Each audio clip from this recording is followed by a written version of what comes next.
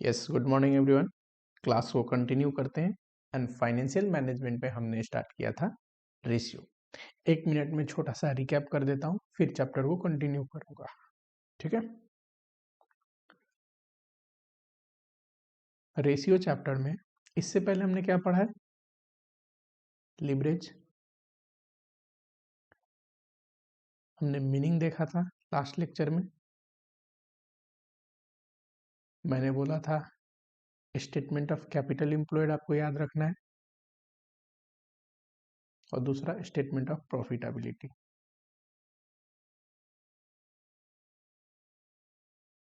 Correct. फिर आए थे टाइप्स ऑफ रेशियो पे। एक और छोटा टॉपिक है, नेक्स्ट लेक्चर में कवर होगा, डुपॉन्ट एनालिसिस।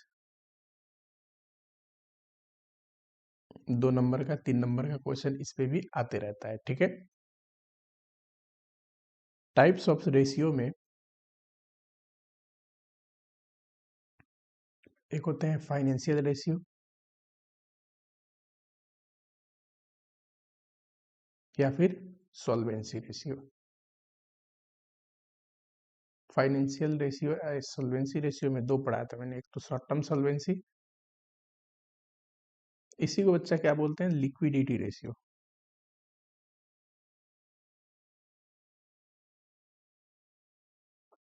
दूसरा हमने पढ़ा था लॉन्ग टर्म सॉल्वेंसी।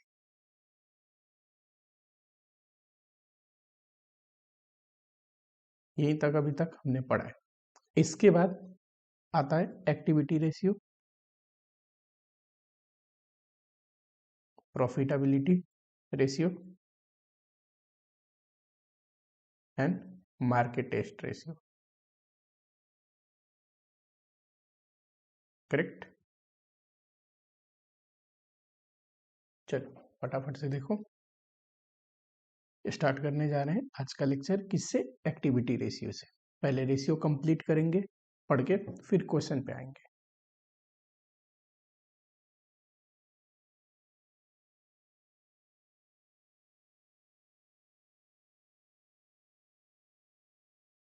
चलिए जरा,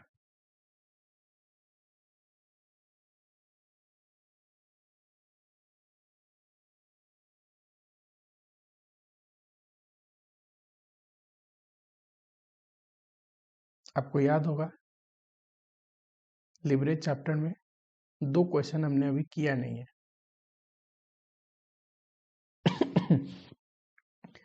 एडिशनल में एक question number 3 and second question number 9। मैंने बोला था कि जब लिवरेज रेशियो पढ़ा दूंगा तो वो क्वेश्चन कराऊंगा, तो आज वो क्वेश्चन को कंप्लीट करेंगे। पिछले 7-8 सालों से वो दोनों क्वेश्चन आए नहीं है, और अच्छे क्वेश्चन है। अगर आते हैं तो थोड़ा ना थोड़ा बच्चों को दिक्कत हो सकती है। चलो आज का डिस्कशन स्टार्ट करते हैं। एक्टिविटी रेशियो से। एक्टिविटी रेशियो, इसी को टर्नओवर रेशियो बोलते हैं, इसी को वेलोसिटी रेशियो बोलते हैं।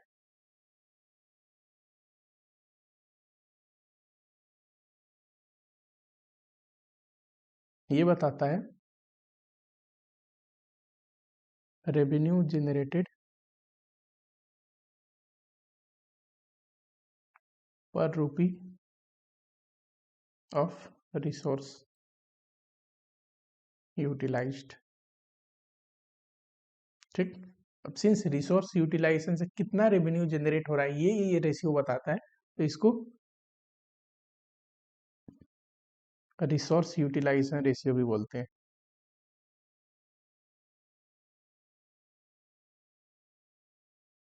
करेक्ट। चलो लिखो फटाफट। ठीक है। देखो, जितने भी टर्नओवर रेशियो है ना, जितने भी टर्नओवर रेशियो, उसका एक सिंपल फॉर्मूला होता है।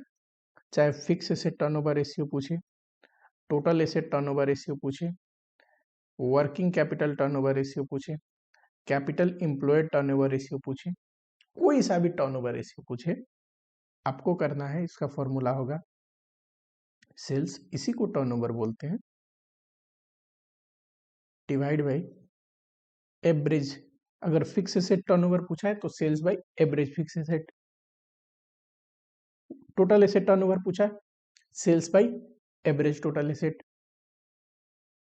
सिमिलरली वर्किंग कैपिटल बोले तो average working capital, capital employed बोले एवरेज कैपिटल एम्प्लॉयड।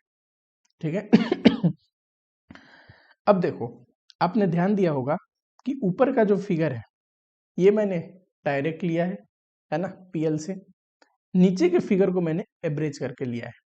ठीक, बैलेंस शीट में देखोगे, मान लो ये फिक्स एसेट है, तो ये किस दिन का फिक्स एसेट बताता है? जिस दिन ये बैलेंस शीट बना है उस दिन फिक्स एसेट का वैल्यू कितना है, एक पर्टिकुलर डेट का। पर पीएल में देखोगे, ये जो सेल्स है, रेवेन्यू, ये थ्रू आउट द पीरियड का बताता है, पूरे साल का, है ना। तो जब भी जिस भी रेशियो में एक डेटा पीएल से हो और दूसरा डेटा बैलेंस शीट से हो, तो हमेशा बैलेंस शीट को डेटा को एवरेज करना है। ठीक, हम थ्रू आउट द पीरियड का तो फिक्स निकालना संभव नहीं है, तो क्या करेंगे,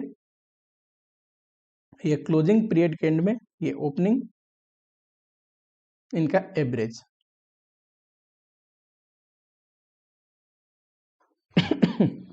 यानी कि opening value of fix asset plus closing value divide by 2।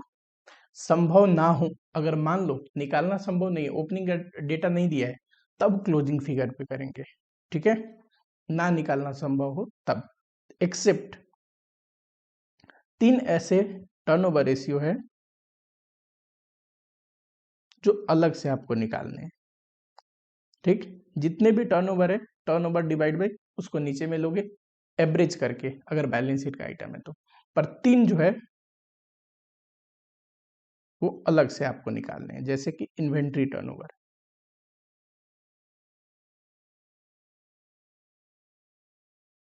इसका फॉर्मूला होता है कॉस्ट ऑफ गुड्स सोल्ड। अच्छा, ये ना हो, संभव ना हो निकालना, तब टर्नओवर ले सकते हैं, या sales divide by average inventory.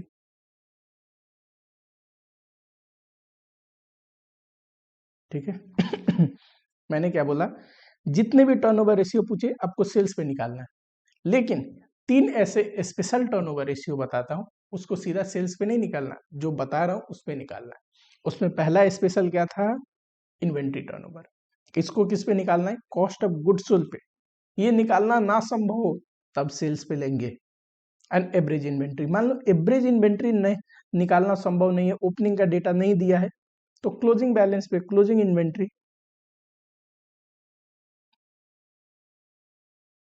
Correct. एक होता है वेलोसिटी पीरियड,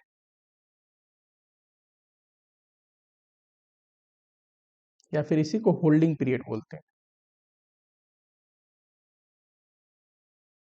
ये कैसे निकलेगा, अब देखो, ये डेज में भी निकाल सकते हैं, मंथ में भी, वीक में भी। कुछ ना बोले तो डेज में निकाला जाएगा, और क्या। अगर मंथ में बोले तो 12 मंथ, वीक में बोले तो 52 वीक्स होते हैं, divide bye inventory turnover ratio. और दूसरा तरीका है average inventory divide by cost of goods sold into 365, तो डेज में आ जाएगा, 12 तो मंथ में आ जाएगा, 52 तो वीक में आ जाएगा। That's it. ठीक है, इसमें एक नोट याद रखो, करो फटाफट। नोट क्या याद रखना है आपको, आपने ध्यान दिया होगा कॉस्टिंग में मैंने मटेरियल चैप्टर में इन्वेंट्री टर्नओवर रेशियो पढ़ाया है, उसका फॉर्मूला पढ़ाया था मटेरियल कंज्यूम्ड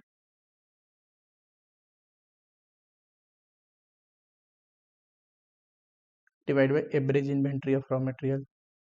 करेक्ट।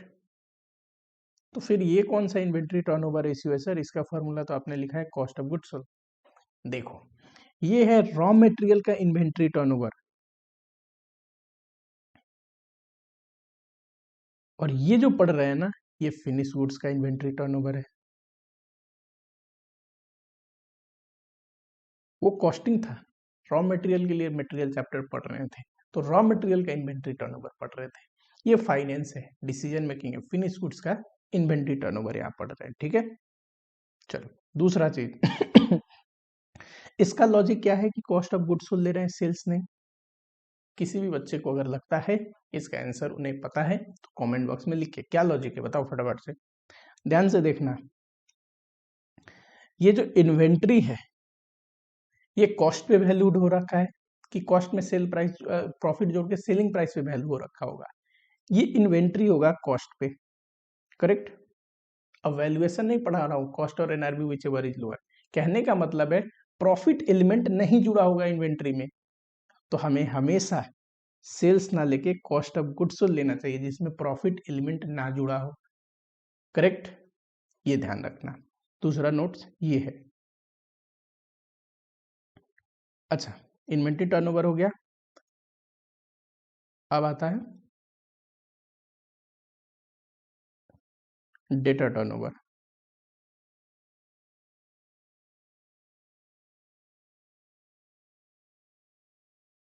इसको निकालना है, डेटर क्रेडिट सेल की वजह से होता है, क्रेडिट सेल जितना होगा उसी पे तो डेटर होगा, क्रेडिट सेल। ये ना हो तब टोटल सेल्स पे निकाल सकते हैं, डिवाइड बाई एवरेज डेटर। अच्छा, एवरेज डेटर निकालना संभव ना हो तो क्लोजिंग डेटर पे निकाल लेंगे। डेटर की भी होल्डिंग पीरियड होती है,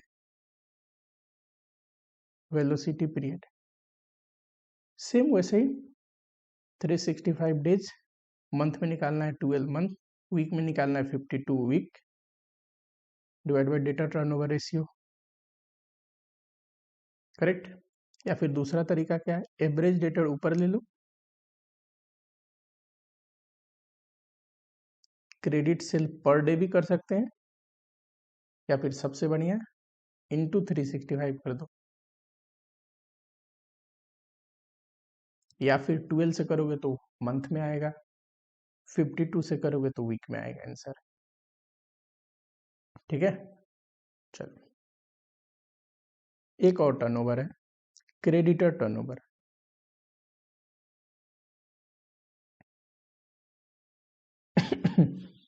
क्रेडिटर टर्नओवर रेशियो ध्यान से देखना, क्रेडिटर होता है क्रेडिट परचेज पे, तो ये लेना है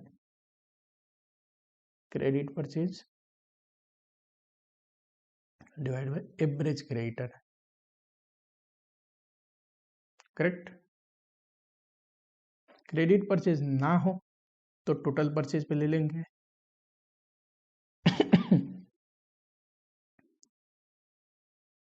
वैसे तो परचेज निकालना हमेशा देगा क्वेश्चन में अगर क्रेडिटर टर्नओवर है तो, ठीक। क्रेडिट परचेज ना हो तो परचेज पे ले लेंगे, परचेज भी ना निकालना संभव हो इन केस तो एज्यूम करेंगे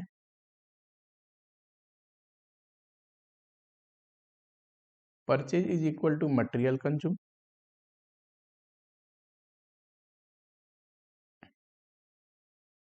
and all purchase are on credit.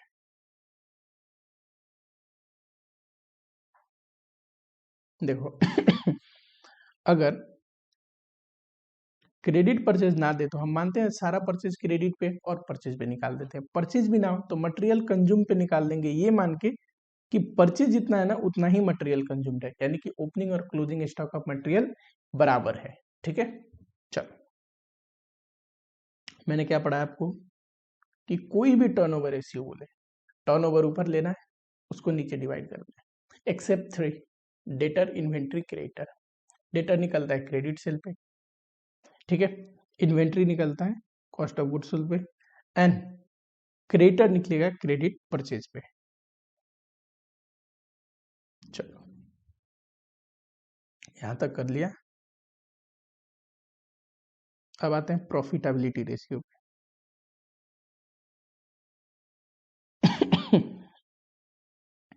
Profitability ratio, आपको ध्यान होगा कि मैंने स्टेटमेंट ऑफ प्रॉफिटेबिलिटी आपको पढ़ाई थी, करेक्ट। इसी से प्रॉफिटेबिलिटी रेशियो निकलता है, जिसमें मैंने बोला था sales cost of goods sold घटाएंगे, ग्रॉस प्रॉफिट आता है, ऑपरेटिंग एक्सपेंस घटाएंगे, ऑपरेटिंग प्रॉफिट आएगा, इसी को पीबीआईटी बोलेंगे, इंटरेस्ट घटाएंगे, पीबीटी आएगा, टैक्स घटाएंगे, पैट आएगा। इसके बाद प्रेफरेंस डिविडेंड की पेमेंट होती है, तो अर्निंग अवेलेबल फॉर इक्विटी आता है, और इक्विटी डिविडेंड भी इसमें घटा दोगे तो रिटेन्ड अर्निंग आएगा,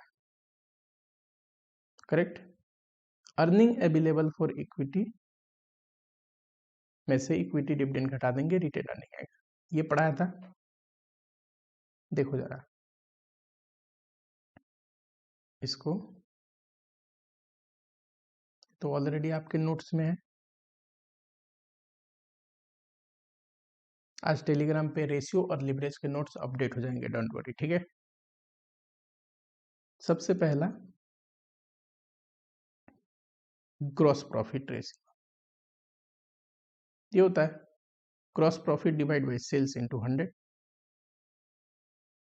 ठीक। दूसरा cost of goods sold ratio, cost of goods sold divide by sales into 100, sales का कितना percent cost of goods sold है। और एक और तरीका है, बताओ, सेल्स में से कॉस्ट ऑफ गुड्स सोल्ड घटता है तो ग्रॉस प्रॉफिट बचता है, करेक्ट। मैं अगर आपको बोलूं कि सेल्स 100 है और ये 20 है, तो पता है आप इजिली बोल सकते हैं कि ये 80 होगा, क्योंकि ये दोनों ही मिलके तो सेल्स बने हैं। तो इसका दूसरा हो जाएगा 100% minus GP ratio, correct. Third net profit ratio, इसी को नेट प्रॉफिट मार्जिन भी बोल सकता है, तो कंफ्यूज नहीं होना है। ये होता है नेट प्रॉफिट, जिसको पैट बोलते हैं, profit after tax, divide by sales into 100। कौन सा है नेट प्रॉफिट, ये रहा।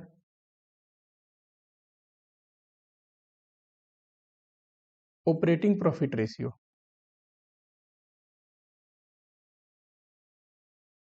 ये बस ये शो करते हैं कि सेल्स का कितना परसेंट हम, जो भी पूछ रहा है, मान लो नेट प्रॉफिट रेशियो पूछ रहा है, तो सेल्स का कितना परसेंट हम नेट प्रॉफिट बचाते हैं, ठीक। Operating profit ratio, operating profit किसको बोलते हैं, पीबीआईटी,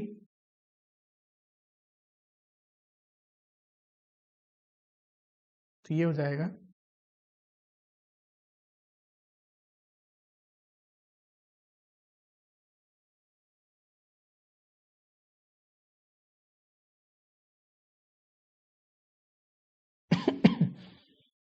एक होता है operating expense ratio,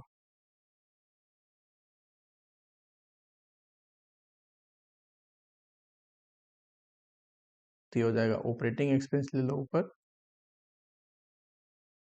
divide by sales into 100, correct.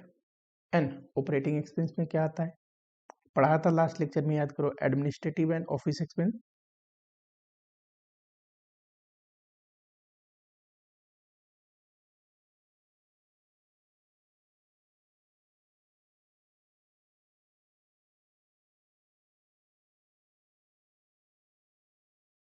Second selling and distribution expense, ठीक है। जितने भी पीएल में डलने वाले खर्चे हैं, रेंट हो गया, डेप्रिसिएशन हो गया, ऑफिस के खर्चे हो गए, प्रिंटिंग हो गया, ये सारे क्या है, ऑपरेटिंग एक्सपेंस है। चलो, आपको पता है ऑपरेटिंग कॉस्ट में क्या आता है,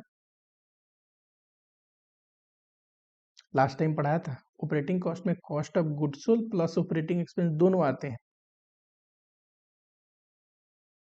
करेक्ट। ये टोटल खर्चा, ये भी और ये भी, ठीक।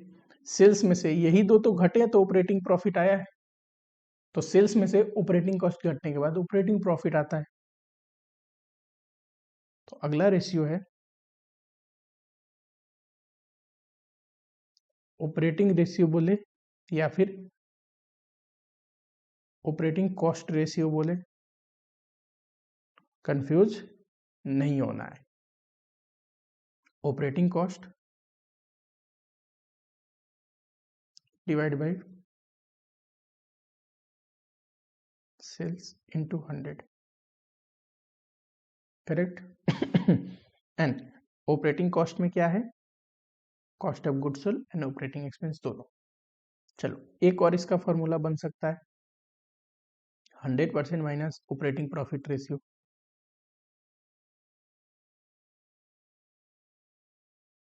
कैसे, यहां देखिए जरा, सेल्स में से cost of goods sold and operating expense, यानी कि ऑपरेटिंग कॉस्ट घटने के बाद ऑपरेटिंग प्रॉफिट आता है, ठीक। सेल्स अगर 100% है और ऑपरेटिंग प्रॉफिट 20% है तो ऑपरेटिंग कॉस्ट कितना होगा, 80%। दैट दैट मीन्स दो फॉर्मूले से निकाला जा सकता है, ठीक। चलो आगे आओ। अगला है रिटर्न ऑन कैपिटल एम्प्लॉयड या फिर रिटर्न ऑन इन्वेस्टमेंट या फिर रिटर्न ऑन एसेट। ये थोड़ा कंट्रोवर्शियल है, चलो कोई नहीं, इसको नेक्स्ट में लिखता हूं। पता है कैपिटल एम्प्लॉयड में किस किस के पैसे लगे होते हैं बताओ, equity share holder fund and preference share holder fund जोड़ देते हैं तो शेयर होल्डर फंड आता है या नेटवर्थ। इसमें लॉन्ग टर्म डेट वगैरह भी वो जोड़ देते हैं तो आता है कैपिटल एम्प्लॉयड। यानी कि कैपिटल एम्प्लॉयड में इक्विटी का, प्रेफरेंस का एंड डेट का, तीनों का पैसा लगा होता है, करेक्ट। तो कमाई भी देखेंगे तो तीनों का देखेंगे। बताइए कौन सा ऐसा अर्निंग है जिसमें इक्विटी, प्रेफरेंस एंड डेट तीनों का हिस्सा है। सर ऑपरेटिंग प्रॉफिट में। क्यों, ऑपरेटिंग प्रॉफिट में से ही तो इंटरेस्ट की पेमेंट होनी है, उसी में से प्रेफरेंस डिविडेंड प्रेफरेंस डिविडेंड की पेमेंट होनी है, और उसी में से जो बच गया वो इक्विटी का पेमेंट होना है, करेक्ट। चलो इक्विटी के लिए अर्निंग होगा, तो यानी कि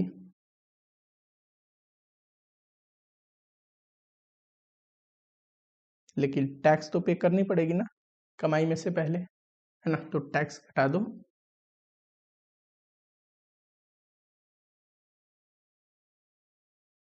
एवरेज कैपिटल एम्प्लॉयड या इन्वेस्टमेंट,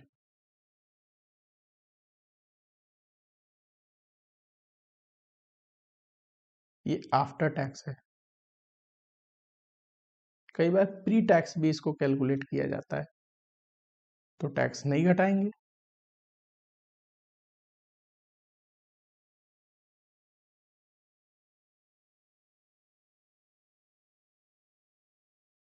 और क्या ठीक है। चलो ये क्या है, प्री टैक्स। कुछ ना बोले तो एग्जाम में हमेशा आफ्टर टैक्स करना है। प्री टैक्स कई बार तब किया जाता है जब टैक्स दे ही ना या बोले प्री टैक्स निकालो। अगला है, जरा ध्यान से देखना, मैं अलग हेडिंग में नहीं लिख रहा हूं, इसी हेडिंग में एक और रेशियो पढ़ा रहा हूं, रिटर्न ऑन एसेट्स। इसके दो इंटरप्रिटेशन है।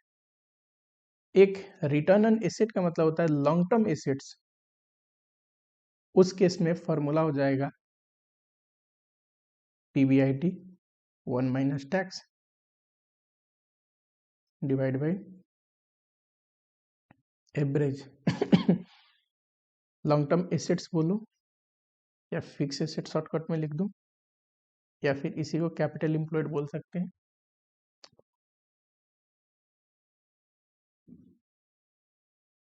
इनटू 100। एक होता है ऑन टोटल एसेट्स, तो उस केस में फॉर्मूला होगा PBIT 1 minus T divide by average total asset. अच्छा, अब तो नहीं कंफ्यूज हो गए, एवरेज क्यों कर रहा हूँ, बैलेंस शीट का आइटम है और ऊपर PL का आइटम है। चलो ठीक है, अब ध्यान से सुनना जरा, ये लिख लो पहले फटाफट। जब भी रिटर्न ऑन एसेट पूछता है, अब इसमें दो इंटरप्रिटेशन है, टोटल एसेट पे रिटर्न पूछ रहा है कि लॉन्ग टर्म एसेट पे। सबसे बेस्ट इंटरप्रिटेशन क्या है, ये सबसे बेस्ट इंटरप्रिटेशन है कि ये लॉन्ग टर्म एसेट्स पे पूछ रहा है। ठीक, उस केस में पता है कि रिटर्न ऑन कैपिटल एम्प्लॉयड और रिटर्न ऑन एसेट का फॉर्मूला सेम ही नहीं लग रहा, देखो सेम लग रहा है, क्योंकि फाइनेंस में हम क्या इंटरप्रिटेशन करते हैं, देखो अगर रिटर्न ऑन एसेट है, लॉन्ग टर्म एसेट पे पूछ रहा है, करेक्ट, और लॉन्ग टर्म एसेट फाइनेंस होता है किससे, लॉन्ग टर्म एसेट में कहाँ का पैसा लगाएंगे, कैपिटल एम्प्लॉयड का लॉन्ग टर्म सोर्स से आया हुआ पैसा। शॉर्ट टर्म सोर्स से आया हुआ पैसा तो वर्किंग कैपिटल में लगता है, डे 1 में आप लोगों को पढ़ाया था। ठीक, तो इसीलिए रिटर्न ऑन एसेट का मतलब हुआ that is return on capital employed या रिटर्न ऑन इन्वेस्टमेंट। पर इंस्टीट्यूट क्या करता है इंस्टीट्यूट बहुत सारे केसेस में ये कर देता है, ठीक, यानी कि कैपिटल एम्प्लॉयड या फिक्स एसेट से डिवाइड ना करके टोटल एसेट से डिवाइड करता है। कोई सा भी करोगे 100% मार्क्स मिलेगा, इतना टेंशन लेने की जरूरत नहीं है। 8वें नंबर में लिखो return on share holder fund, इसी को रिटर्न ऑन इक्विटी बोल सकता है। शेयर होल्डर फंड का ही नाम है ना, इक्विटी, डेट इक्विटी रेशियो में पढ़ा था। इक्विटी का मतलब equity capital, equity share holder fund नहीं, शेयर होल्डर फंड को एक नाम से यूज करते हैं, इक्विटी, ठीक है ये होगा, देखिए जरा, शेयर होल्डर फंड का मतलब ये जिसमें दोनों का ही कैपिटल है, तो कमाई भी दोनों का देखेंगे। कौन सा ऐसा अर्निंग है जिसमें दोनों का हिस्सा होता है, पैट। क्यों, पैट के बाद ही तो प्रीफरेंस का पेमेंट होगा एंड जो बच गया वो इक्विटी का होगा, तो ये निकलेगा पैट पे।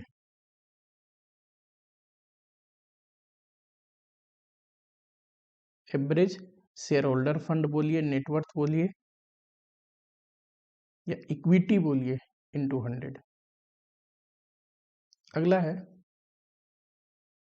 Return on equity share holder fund, पूरा ही लिख लो।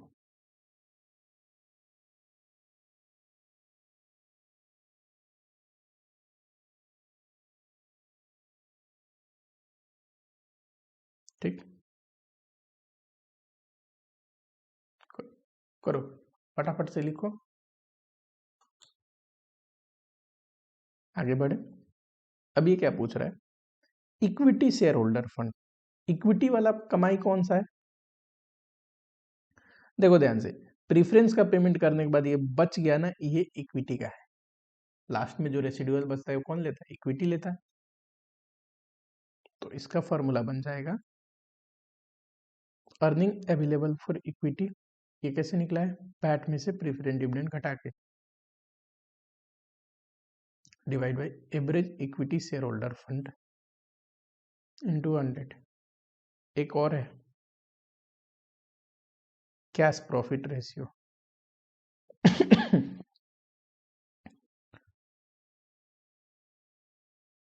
आप मुझे एक बात बताओ, प्रॉफिट रेशियो बोले या नेट प्रॉफिट वही होते हैं, कैसे निकलता है, PAT divide by sales into 100। अब कैश प्रॉफिट बोल रहा है, पैट पता है आपको, इसमें बहुत सारे नॉन कैश खर्चे भी जुड़े होते हैं, है ना, तो उसको जोड़ दो। जो नॉन कैश खर्चे घटे हुए हैं पैट निकालने के लिए, वो एक्चुअल में खर्चा तो हुआ नहीं है, कैश प्रॉफिट अपने को चाहिए। ये लिख लो non cash expense,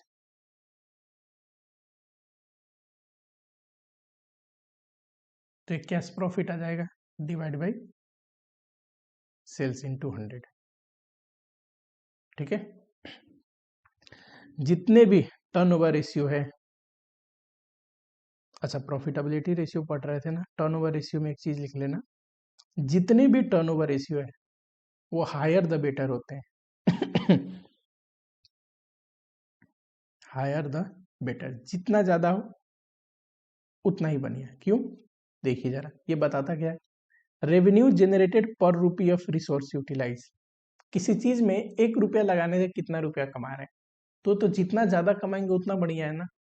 fix asset turnover ratio बताता है कि फिक्स एसेट में अगर इन्वेस्टमेंट किया है तो उससे कमाई कितनी हो रही है, रेवेन्यू कितना जनरेट हो रहा है, तो हायर द बेटर। हम तो यही चाहेंगे कि कम से कम फिक्स एसेट में पैसा लग के बहुत रेवेन्यू जनरेट हो। जिस बिजनेस में इन्वेस्टमेंट कम लगता है पर रेवेन्यू बहुत है वो बिजनेस बढ़िया है ना। तो इसीलिए turnover ratio higher the better होगा। ठीक, अगला है प्रॉफिटेबिलिटी रेशियो, ये भी हायर द बेटर।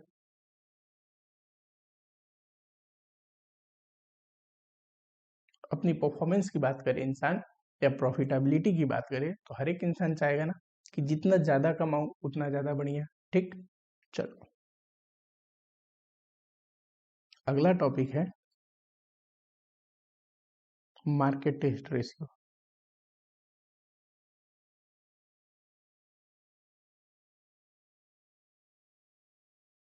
ठीक है, सबसे पहले देखो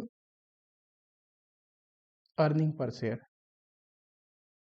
कोई दिक्कत नहीं, equity dividend, sorry, earning available for equity,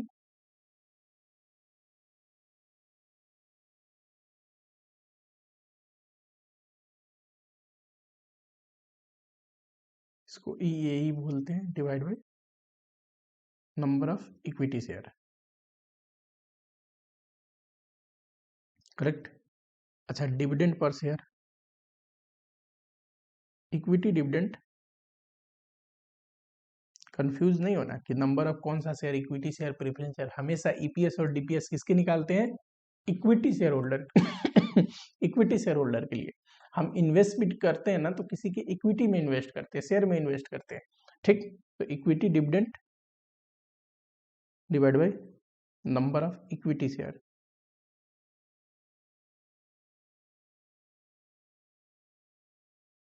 third, एक एल्ड रेशियो होता है जिसमें दो चीज पढ़नी है आपको, एक earning yield,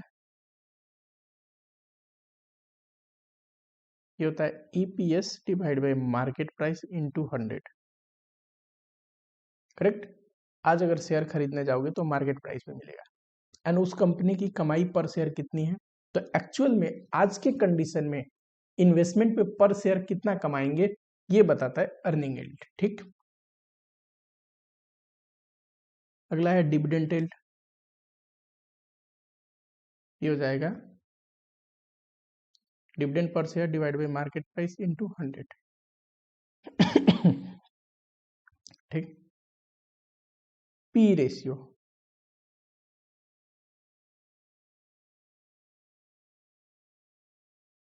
market price divide by EPS. PE ratio, price earning ratio, price means market price, earning मतलब अर्निंग पर शेयर, क्योंकि ये भी तो पर शेयर ले रहे हैं। इस हिसाब से मार्केट प्राइस पता है कैसे निकलेगा, इनटू कर दो, क्रॉस मल्टीप्लाई।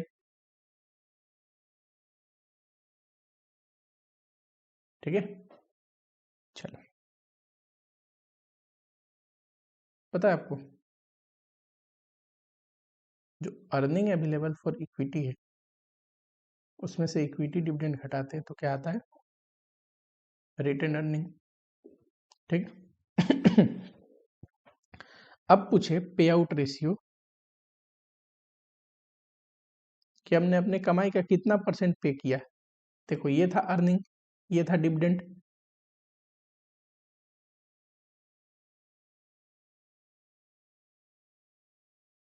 ठीक, इतना कमाया था इतना पे किया इक्विटी डिविडेंड, तो ये पे आउट रेशियो। पता है ये तो टोटल में है, पर शेयर बोला जाए तो दोनों को divide by number of share से करोगे, तो इक्विटी डिविडेंड को नंबर ऑफ शेयर से करोगे, डिविडेंड पर शेयर इसको, तो ये हो जाएगा अर्निंग पर शेयर।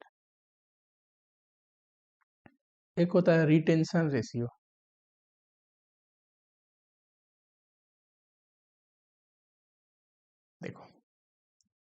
ये था अर्निंग। मान लो ये 100 रुपया कमाया, इसमें 60 डिविडेंड पे कर दिया, तो बचा कितना? 40। ये क्या है? रिटेंशन। तो रिटेंशन रेशियो दो तरीके से निकाल सकते हैं, रिटेंड अर्निंग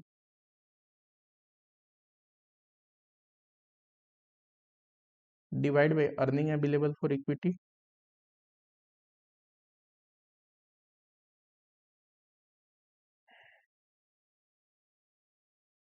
इंटू 100, या फिर अगर पे आउट रेशियो बोल दे कि 60% है, यानी कि जो हमने कमाया उसका 60% पे कर दिया, तो बचा हुआ 40% क्या किया? रिटर्न किया। तो इसको ऐसे भी लिख सकता हूं क्या? 100% माइनस पे आउट रेशियो।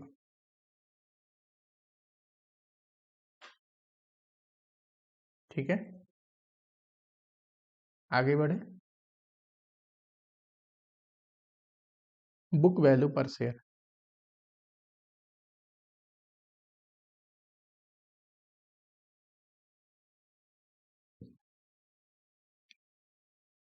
नेटवर्थ या फिर शेयर होल्डर फंड इसी को बोलते हैं, divide by number of equity share. आज जो शेयर होल्डर फंड है, जितना आज के आज कंपनी को लिक्विडेट करे तो पर शेयर कितना बनेगा, अपने को कितना मिलेगा बुक वैल्यू के हिसाब से। ठीक, ये हम चेक कर रहे हैं। रियल में जरूरी नहीं कि उतना ही मिले, क्योंकि रियल में जो वैल्यूएशन होगी वो तो आज की रियलाइजेबल वैल्यू पे होगा, पर बुक के हिसाब से आज का आज कंपनी बेचा जाए, आज के आज कंपनी को बंद किया जाए, तो पर शेयर होल्डर को कितना मिलेगा, ये है।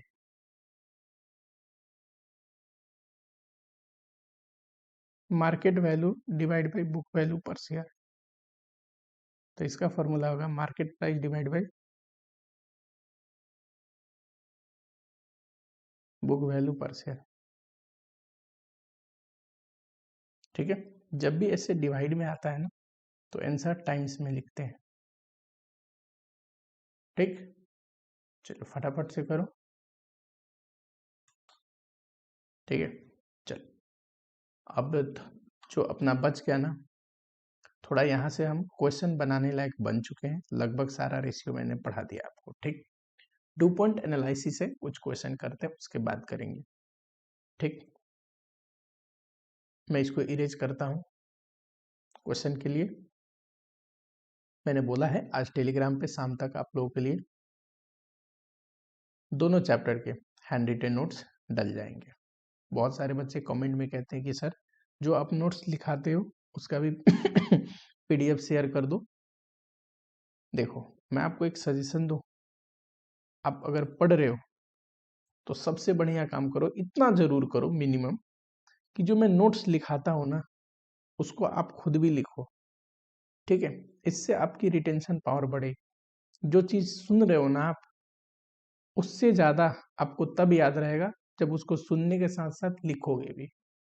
ठीक है, मैं नोट्स तो प्रोवाइड कर ही रहा हूँ, तो नोट्स प्रोवाइड कर रहा हूँ तो ये चीज शेयर ना भी करो, यही चीज नोट्स में लिखा होता है। यहाँ पे थोड़ा रफ करके याद दिला दिला के लिखाता हूँ किस लॉजिक पे लिख रहा हूँ, वहां पे लॉजिक नहीं होगा, सीधा नोट्स होगा। तो लॉजिक तो आपको याद रखने हैं। ठीक है, क्लास तो पढ़ी है, दोबारा देख सकते हो आप। तो थोड़ा बहुत मेरा सजेशन है, आप मेरी बात समझो, मानो, इसको लिखो। बहुत सारे बच्चे कमेंट में ये कह रहे थे, क्या कह रहे थे, अभी डिस्कस करते हैं उस टॉपिक पे।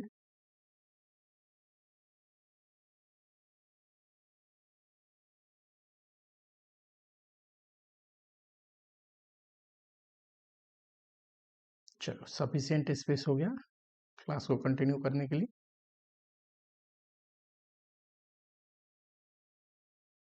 हाँ जी,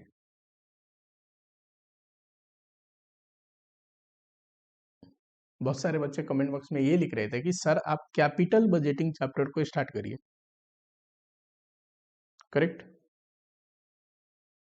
मेरी एक बात बताओ, अगर मैं ये फाइनेंस पूरी ही पढ़ा रहा हूँ आपको, तो मेरा ये उत्तरदायित्व है कि मैं थोड़ा बहुत आपकी पहले बेस बनाऊं, आपको उस माहौल पे लेके आऊं जिस माहौल पे ये चैप्टर आपको बेहतर समझ में आए। फाइनेंसिंग डिसीजन हमेशा मैं पहले पढ़ाता हूँ, उसके बाद आता हूँ इन्वेस्टमेंट डिसीजन पे, कि बच्चे को इन डेप्थ, जब बहुत डेप्थ में पढ़ाऊं तो उसे नया ना लगे, मुश्किल ना लगे, उसे ये लगे कि जो बेस सर ने बना दिया है उसके बेसिस पे ये बोल रहे हैं। ठीक है। एंड फाइनेंसिंग डिसीजन में हमने 3 पढ़ने, leverage, cost of capital and capital structure. Correct. तो ये जिसमें से लिवरेज कंप्लीट हो गया, रेशियो के बाद ये दोनों चैप्टर फटाफट मैं कंप्लीट करता हूं। उसके बाद और सारे चैप्टर बाद में करेंगे, मैं कैपिटल बजटिंग ही पढ़ा दूंगा आप लोगों को। ठीक, चलो। लिवरेज के 2 क्वेश्चन रह गए थे ना, एडिशनल का 3 नंबर एंड 9 नंबर, देखते हैं जरा।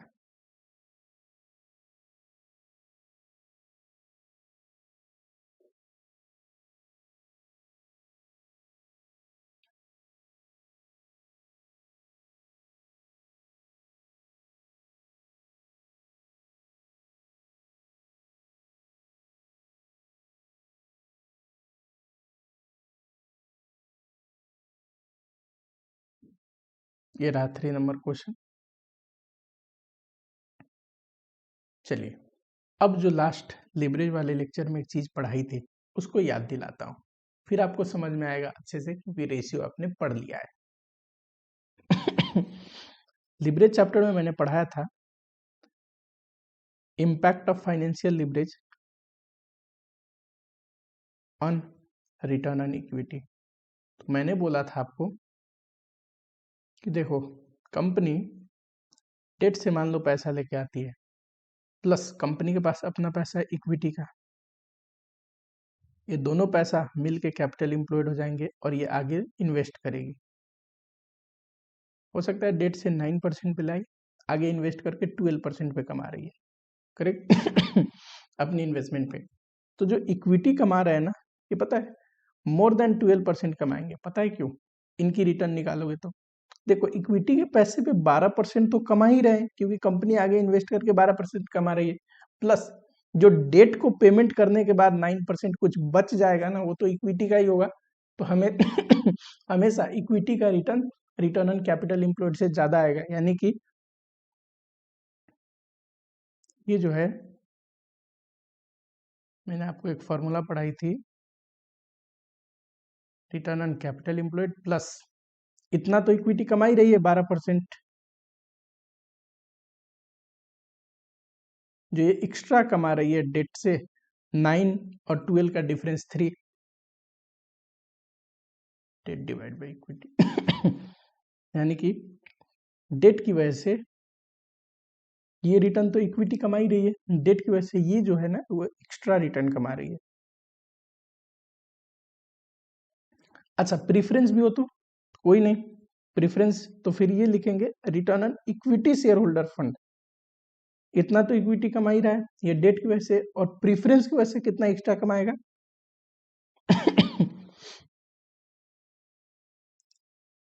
ये हम कमा रहे हैं इतना, प्रीफरेंस को जितना पीछे फाइनेंसिंग कॉस्ट है उतना देना है, into preference capital divide by equity capital. Correct. चलो, अब जरा पढ़ना, आओ फटाफट से आओ। क्वेश्चन नंबर 3 है एडिशनल का, लिवरेज का। ठीक है, पढ़िए जरा। Net sale of a limited is 30 crore. Sales कितना है? 30 crore. Earning before interest and tax of a company as a percentage of net sale 12%। EBIT है 12% ऑफ नेट सेल्स, 3.6 करोड़ आएगा। Capital employed comprises, capital employed में 10 करोड़ इक्विटी, इक्विटी से 10 crore, 2 crore 13% preference share holder, 13% preference share capital 2 crore का, and 15% debenture 6 crore.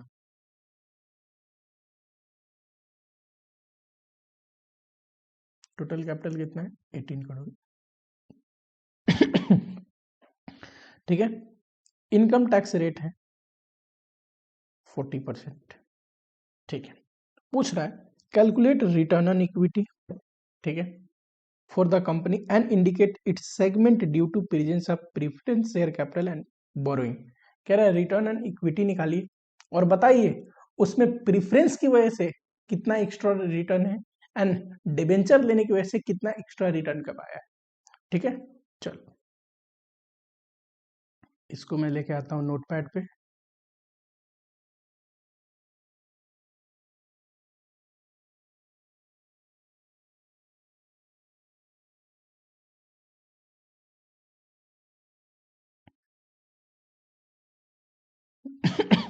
अब यहाँ पे वैसे मैंने आपको क्या पढ़ाया है रेशियो चैप्टर में, रिटर्न ऑन इक्विटी बोले तो return on share holder fund बोल रहा है ना, इक्विटी डे और प्रीफरेंस दोनों जोड़ के।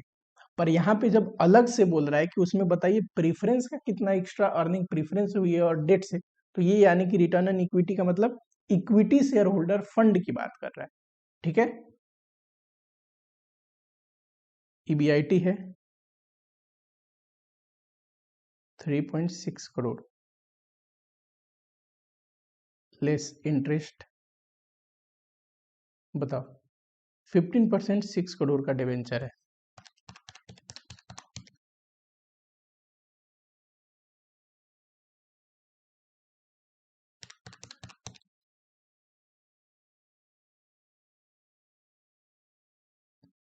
टैक्स का रेट है 40%। ये सारे फिगर में करोड़ में दिख रहा हूं। ठीक है, ये पैट आया। प्रेफरेंस डिविडेंड देखिए जरा, 13% है 2 करोड़, 2 करोड़ का 13 करोगे, अर्निंग अवेलेबल फॉर इक्विटी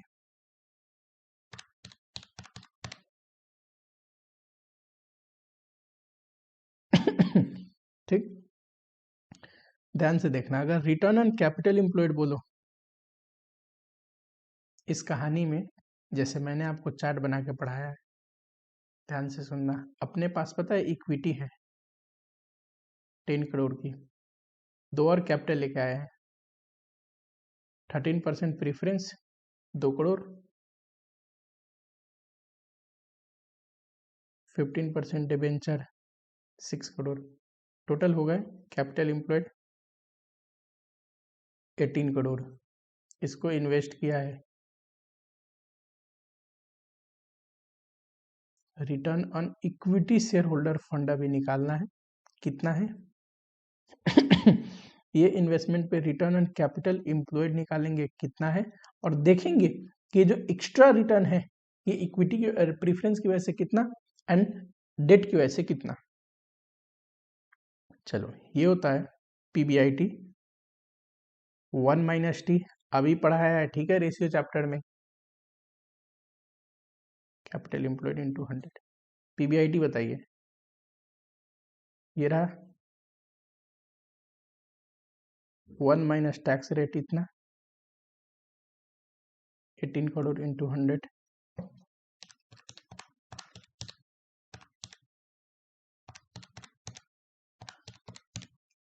12% आ रहा है। हम 12% कमा रहे हैं अपनी इन्वेस्टमेंट पे।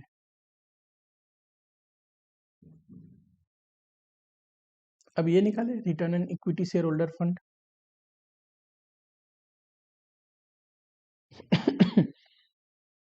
देखो कहने को वो कह रहा है रिटर्न ऑन इक्विटी, पर इंडिकेशन क्या है, इक्विटी मतलब इक्विटी शेयर होल्डर फंड। तो मैंने ये लिख दिया इक्विटी शेयर होल्डर फंड कि आपको कोई कंफ्यूजन ना, क्योंकि रेशियो में मैंने पढ़ा है इक्विटी सिर्फ वर्ड यूज हो जब भी रेशियो में, तो आपको क्या मानना है, प्रेफरेंस और डेट दोनों को जोड़ के, यानी कि शेयर होल्डर फंड की बात कर रहा है।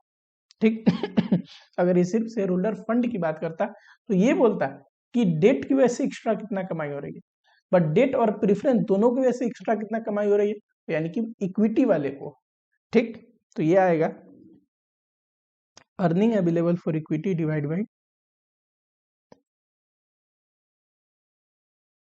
Equity share holder fund into 100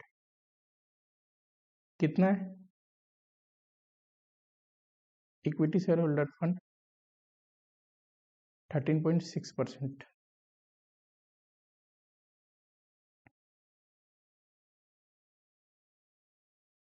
बताओ, कंपनी कमा रही है 12% इन्वेस्ट करके, इक्विटी वालों के लिए नेट रिटर्न है पता है 13.6%। एक्स्ट्रा रिटर्न पता है क्यों जनरेट हुआ है? देखो, 12% कमा कमा तो रही है, ध्यान से सुनना, प्रेफरेंस को 13 देना है, तो प्रेफरेंस की वजह से तो नहीं बच रहा होगा, पर डेट की वजह से बचेगा। आप बोलोगे सर डेट को तो 15 देना है, 15 तो बिफोर टैक्स है, मैंने फॉर्मूले में लिखा है केडीटी आफ्टर टैक्स, तो आफ्टर टैक्स करोगे तो पक्का देखो 15 1 माइनस टी करोगे तो आएगा 9 के डी टी है 15, आफ्टर टैक्स करने के लिए क्या करना पड़ता है 1 माइनस टी 9%। देखो डेट को देना नेट में 9% है और कमा 12% रहे, तो जो एक्स्ट्रा कमा रहे हैं ना वो इक्विटी के लिए बचेगा। ठीक,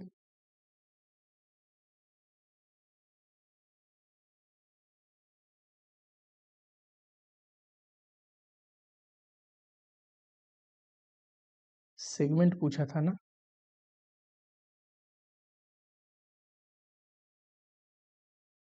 segment contribution due to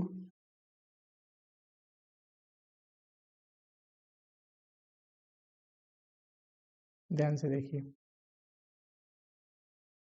preference कैसे निकलेगा, एक्स्ट्रा जो प्रेफरेंस की वजह से कमा रहे हैं, return on equity sorry return on capital employed minus preference capital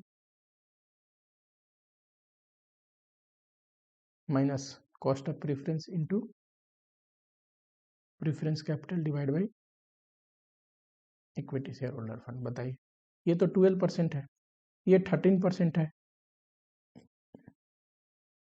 into preference capital ये तो -0.2 आ रहा है वही अगर डेट की वजह से देखा जाए, डिवेंचर की वजह से,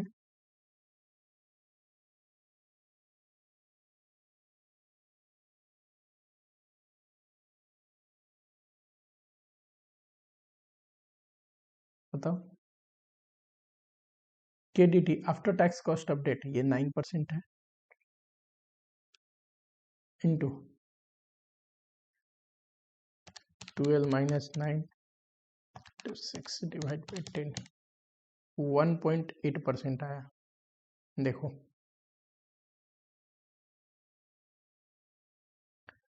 ये कैसे बना है, तो 12 इक्विटी पे कमा रहे हैं, प्रेफरेंस की वजह से इतना लॉस हो रहा है, एंड डेट की वजह से इतना एक्स्ट्रा कमा रहा है, 13.6%, यही नहीं है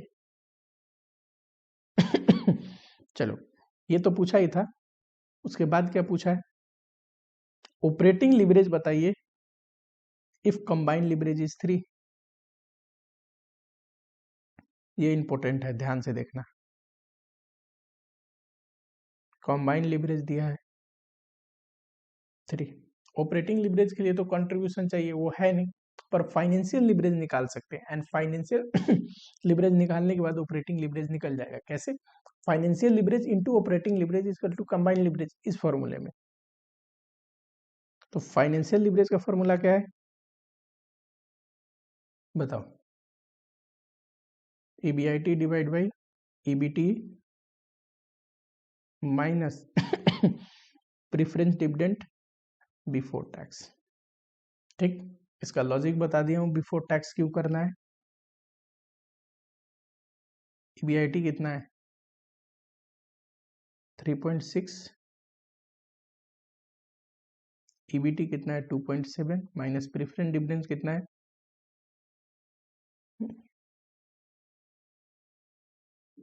0.26।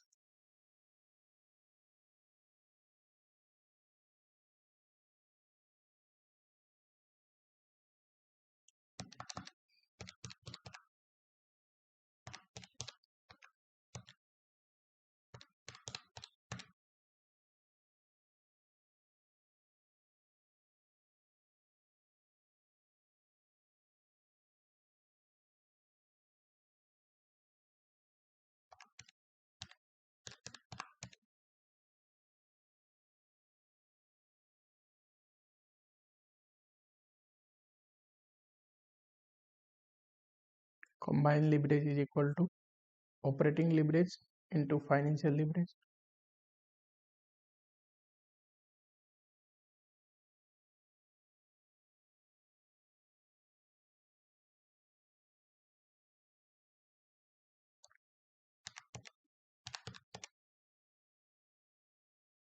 वन 1.89 ठीक है। चलिए इसमें जो सॉल्यूशन दिया है वो थोड़ा मिस्टेक है। पहला तो ठीक है, इसमें भी इन्होंने ये बता दिया एक्स्ट्रा रिटर्न कितना कमा रहे या नहीं कमा रहे, पर ये नहीं बता पर जो एक्चुअल में return on equity share holder पे है उतना। ठीक, दूसरे में ये देखो, ये जो फॉर्मूला है ये गलत है। प्रीफरेंस डिविडेंड है तो देखो फाइनेंशियल लिवरेज दोनों से जनरेट होता है। ठीक फाइनेंशियल लिवरेज क्या बताता है, ईबीआईटी के चेंज होने से ईपीएस में कितना चेंज हुआ, और ईपीएस में चेंज होने के लिए तो दो चीज इंपैक्ट करते हैं, एक तो इंटरेस्ट भी, प्रीफरेंस डिविडेंड भी, तो वो भी लेना है, वो यहाँ नहीं लिया है, तो ये क्या है, करेक्ट कर लेना है।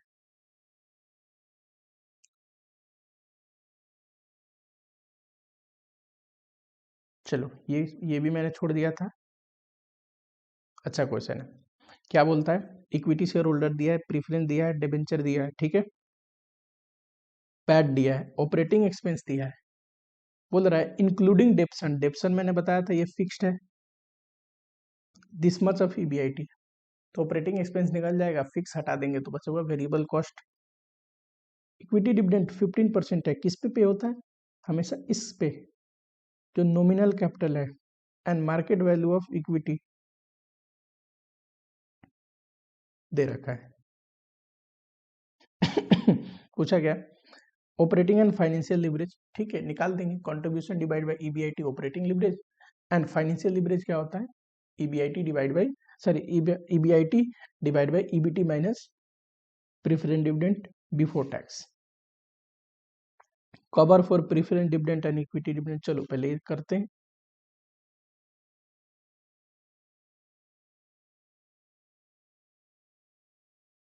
क्वेश्चन नंबर 9,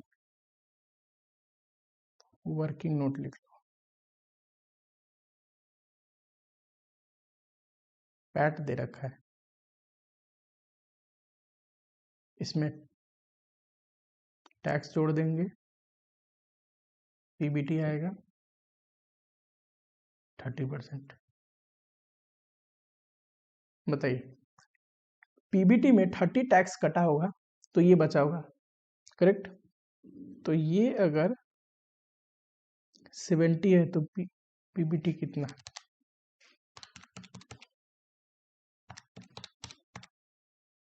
4 लाख, तो ये इसमें इंटरेस्ट जोड़ देंगे, पीबीआईटी आएगा, इंटरेस्ट बताओ कितना इंटरेस्ट, 12% डिवेंचर है ना, 7 लाख का 84,000, 4,84,000 आएगा, इसमें फिक्स कॉस्ट जोड़ोगे तो कंट्रीब्यूशन आता है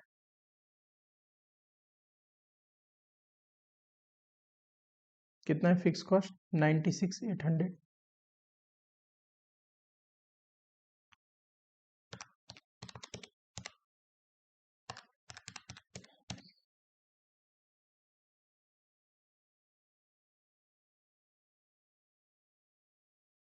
चलिए पूछा क्या है, ऑपरेटिंग लिवरेज,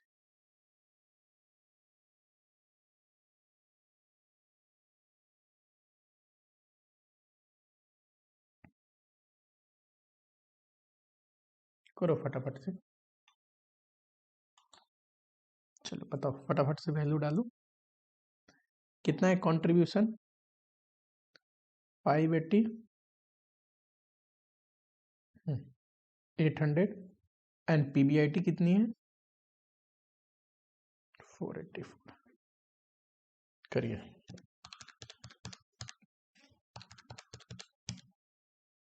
वन 1.2, इस भी क्वेश्चन में थोड़ा सा एक करेक्शन करना है आपको, ये तो ठीक है पर फाइनेंशियल लिवरेज थोड़ा गड़बड़ है,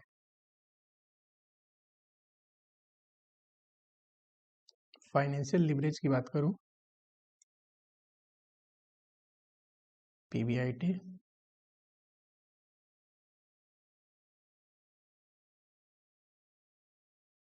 करेक्ट। पीबीआईटी बताओ, 484। पीबीटी बताओ, 4 लाख। अब यहाँ पे ध्यान से देखोगे, इन्होंने ये तो किया है, लेकिन प्रीफरेंस डिविडेंड है क्वेश्चन में। यहाँ देखिए, सॉरी, इधर आओ, प्रीफरेंस कैपिटल है क्वेश्चन में, ये रहा, तो ये भी तो घटानी चाहिए थी ना। 5 लाख का 10% 50,000, एंड बिफोर टैक्स करना है। टैक्स रेट कितना है? 30%। करिए जरा, 50,000 डिवाइड बाई 0.7 करोगे अगर, तो ये आएगा 484।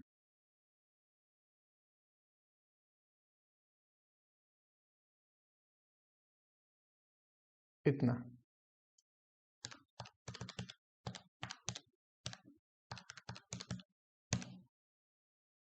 $1.47, तो इसको कर लेना।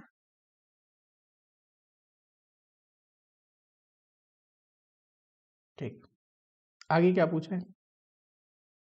Cover for preference dividend, equity dividend, equity dividend coverage ratio and preference dividend coverage ratio.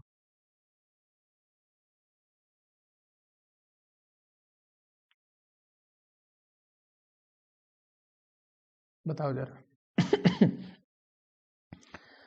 Preference dividend किससे पे होता है? पैट के बाद पे होता है। पैट कमाएंगे, फिर प्रेफरेंस डिविडेंड पे करेंगे। कवर चेक करना है कि हम कितने गुना ज्यादा कमा रहे हैं, प्रेफरेंस डिविडेंड पे करने के लिए कितनी कैपेबल है। तो मैंने क्या पढ़ाया था? PAT divide by preference dividend,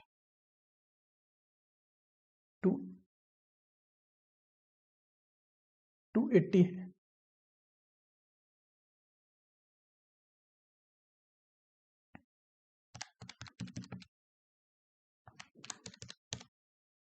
5.6। चलो ये सब और सारा ठीक है, बस वही गलती था, ये बोले तो पैट माइनस प्रेफरेंस डिविडेंड। तो अर्निंग अवेलेबल फॉर इक्विटी आ जाएगा divide by equity dividend, correct.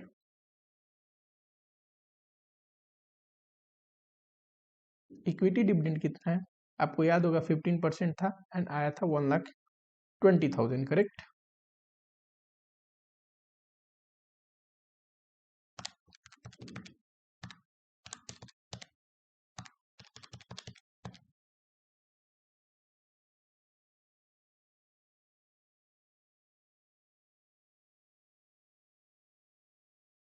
Third में क्या पूछा है? Earning yield and P ratio पढ़ा चुका हूं मैं आपको। अर्निंग एल्ड, एल्ड हमेशा ही मार्केट प्राइस पे निकलता है। एल्ड बोलते याद रख लेना, मार्केट प्राइस पे निकालने वाला चीज है। EPS divide by market price into 100।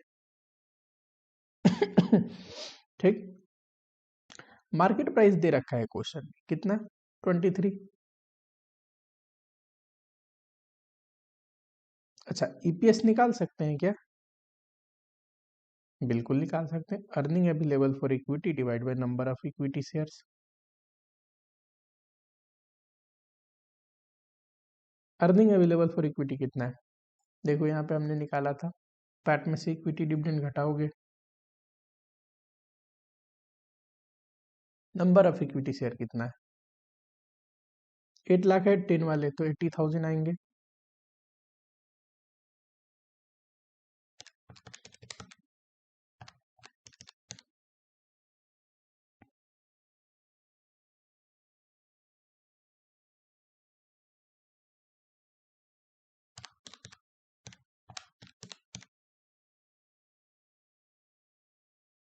अगला क्या पूछा है? पी रेशियो, प्राइस अर्निंग, यानी कि market price divide by EPS. बताइए।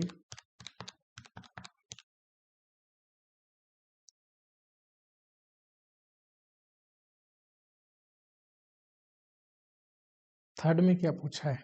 Net fund flow.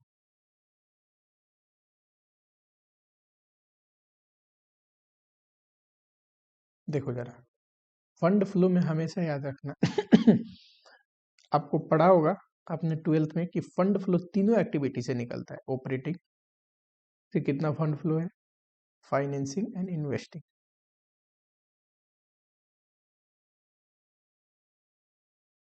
Correct. Investing का डिटेल हमें नहीं दे रखा है। ऑपरेटिंग से फंड फ्लो कैसे निकलेगा? पैट है अगर कोई नॉन कैश एक्सपेंस है तो उसमें जोड़ दो डेप्रिसिएशन। इन्वेस्टिंग का फंड फ्लो में नहीं पता, फाइनेंसिंग का पता है।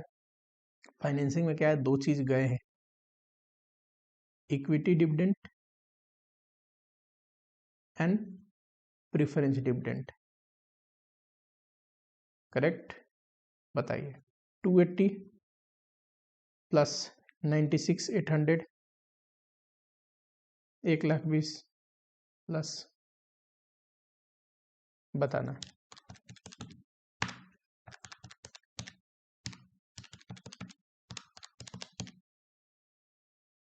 2,06,800। चलो ठीक है, ये भी आंसर करेक्ट है। अब आते हैं रेशियो चैप्टर पे।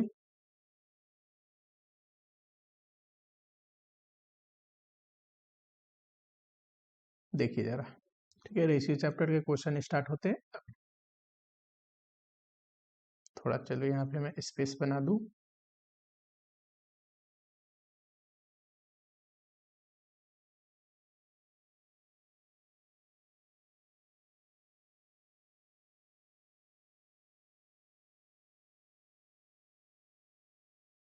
ठीक है,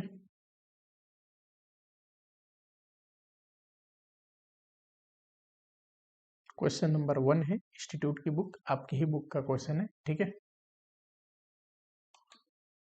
चलिए जरा, क्या कहता है? In a meeting held at Solan toward the end of 2018 director of this, ये सब कहानी तो ऐसे ही है। ठीक है, टाइम बचाना है अपने को, इतना ज़्यादा सोचने की ज़रूरत नहीं। एक इनकम स्टेटमेंट दिया है,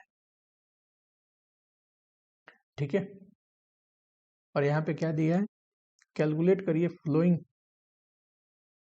रेशियोज। ये रहे requirement related to capital employed should be based on capital at the end. ठीक, कैपिटल एम्प्लॉयड से एक रेशियो है, ये रहा कैपिटल टर्नओवर रेशियो। कैसे निकलता है? Sales divide by average capital. कह रहा है एवरेज पे नहीं क्लोजिंग कैपिटल पे निकालिए। ठीक है, तो हम निकाल देंगे। Give the reason for change in ratio for second year. Second year में रेशियो गिर रहा है या बढ़ रहा है, इसके लिए कारण बताइए। अगला है assume opening stock this much 40,000 for the year ending 19। ये जो पहला साल है, यहाँ पे थोड़ा मिस्टेक हो गया है, 19 नहीं होके क्या होना चाहिए था, 18 18। 2018 के स्टार्ट में जो ओपनिंग स्टॉक है, यानी कि पहले साल के लिए, दूसरे साल के लिए तो हम आराम से निकाल सकते हैं। अब ओपनिंग स्टॉक का डिटेल दिया है तो एवरेज इन्वेंट्री निकालना संभव है। तो देखो, स्टॉक टर्नओवर का फॉर्मूला है cost of goods sold divide by average inventory. तो ये तो एवरेज इन्वेंट्री पे निकालेंगे, कैपिटल वाले में क्लोजिंग कैपिटल पे निकालेंगे। चलो फटाफट से।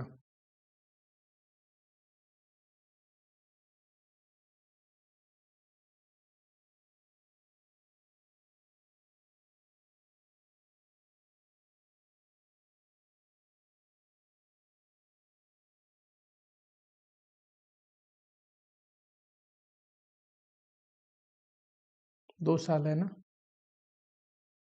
2018 2019। ऐसे टाइप के क्वेश्चन नहीं आते, बुक में करा रहा हूँ। क्वेश्चन आते कैसे टाइप में ये थोड़ी देर में करेंगे। कह रहा है ग्रोस प्रॉफिट रेशियो,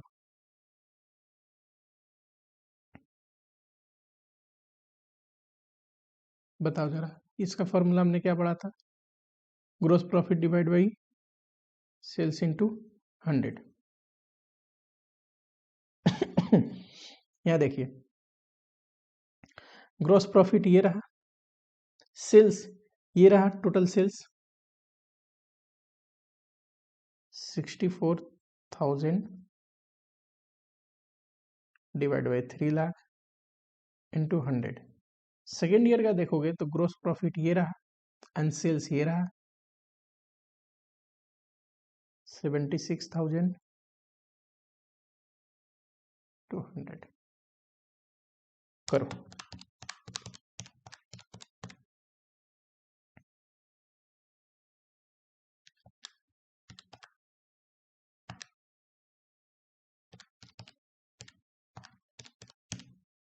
एक कोई रेशियो है जिसका आंसर मिसप्रिंट हो गया है, चेक करते रहना। पहला जो है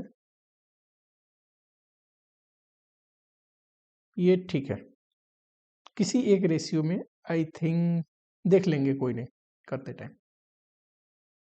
सेकेंड रिक्वायरमेंट है operating expense to sales ratio.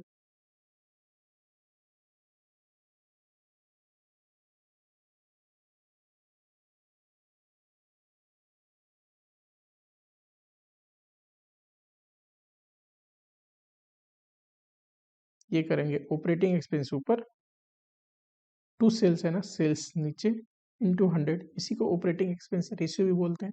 चलो ऑपरेटिंग एक्सपेंस देखो जरा, यहाँ देखो ग्रॉस प्रॉफिट में से ऑपरेटिंग एक्सपेंस ये है जो कि टोटल दे रखा है, और ये इसका टोटल दे रखा है 49,000 डिवाइड बाई सेल्स कितना है 3 लाख इंटू 100। इधर देखो 57,000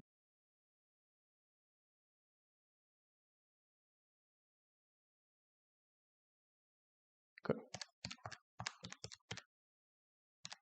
49,000 divide by 3 lakh into 100।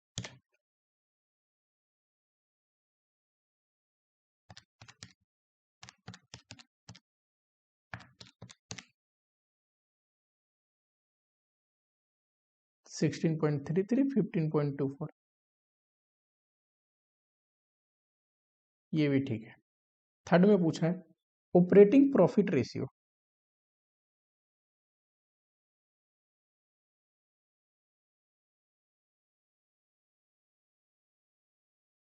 Operating पर प्रॉफिट का मतलब पीबीआईटी, तो ये हो जाएगा operating profit PBIT divide by sales into 100। चलिए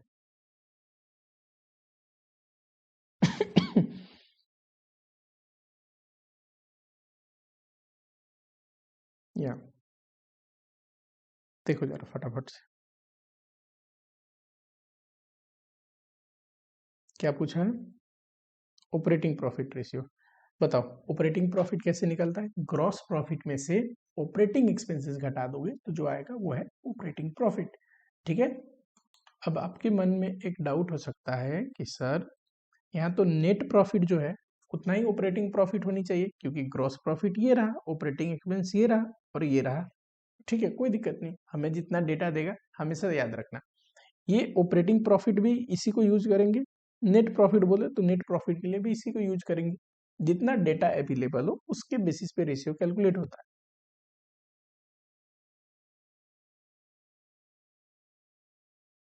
ठीक है, आगे बढ़ू। चलो तो क्या आएगा 15,000 और ये है 19,000, सेल्स कितना है 3 लाख इंटू 100।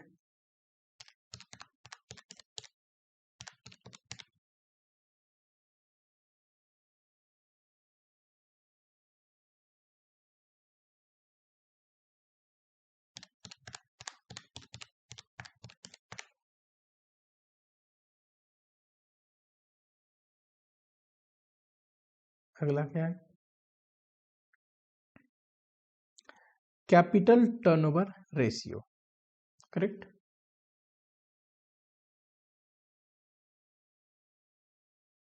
और क्या बोला था आपको? ये तो होता है sales divide by average capital employed, लेकिन बोला था कैपिटल एट द एंड, यानी कि क्लोजिंग कैपिटल पे निकालना है। सेल्स हमें पता है 3 लाख, कैपिटल बता। कैपिटल एम्प्लॉयड में क्या आता है? Equity share holder fund, preference share capital, तो शेयर होल्डर फंड आएगा, एंड लॉन्ग टर्म डेट भी आता है। ठीक है, चलो ये आएगा, ये भी आएगा। अच्छा, डेट तो कुछ है नहीं, तो यानी कि 1 लाख आया है। सेकेंड केस में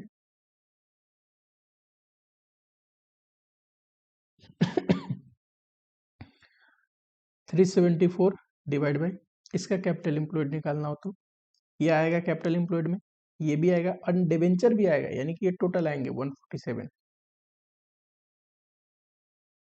तो ये तो 3 आएगा।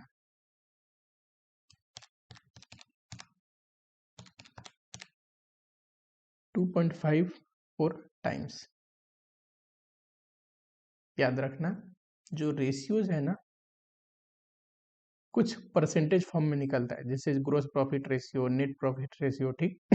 जिसमें भी 100 से इंटू कर ये परसेंटेज में निकलता है। कुछ रेशियो निकलता है मल्टीपल्स में, जैसे कि यहाँ पे हमने निकाला टर्नओवर रेशियो जितने, ठीक, जहाँ पे डिवाइड करके निकालते हैं तो टाइम्स में आते हैं, इसके इतने गुना है। जहाँ पे भी डिवाइड फॉर्म में है तो टाइम्स में आंसर लिखेंगे, जहाँ इंटू 100 कर रहे हैं परसेंटेज में आंसर लिखेंगे, ठीक है। चलो अगला है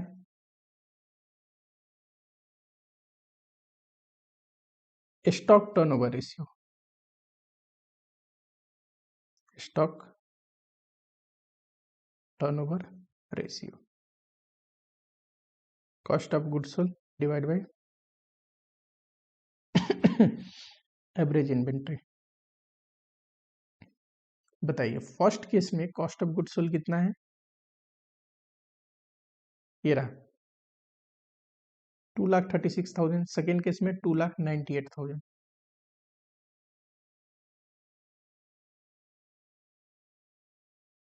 एवरेज इन्वेंट्री देखो, 2018 के लिए ओपनिंग वैल्यू दिया है इन्वेंट्री के कितना, 40,000, एंड क्लोजिंग वैल्यू दे रखा है, ये रहा 60,000। तो 40 प्लस 60 कितना हुआ? 1 लाख, डिवाइड बाई 2 करोगे 50,000 आएगा।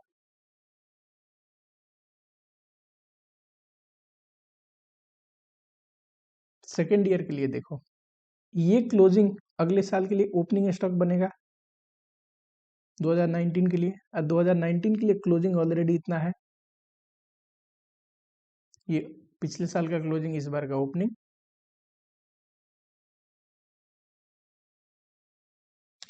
टू 36 डिवाइड बाई 50,000, 4.72,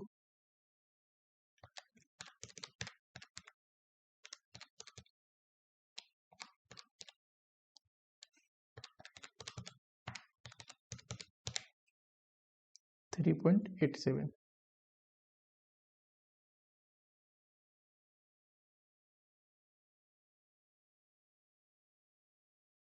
अभी तक कोई भी आंसर गलत नहीं आया, ठीक है, लगता है आंसर करेक्ट हो चुका है।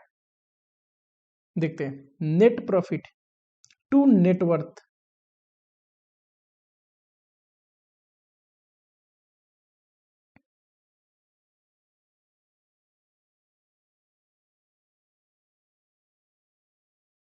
नेट प्रॉफिट टू नेटवर्थ बोल रहा है, कोई दिक्कत नहीं, इसके मतलब नेट प्रॉफिट ऊपर लेना है एंड नेटवर्थ नीचे लेना है, एंड जनरली प्रॉफिटेबिलिटी रेशियो तो इनटू 100 कर दोगे तो बेहतर है, ठीक। नेट प्रॉफिट देखो, ये रहा 15,000, 19,000।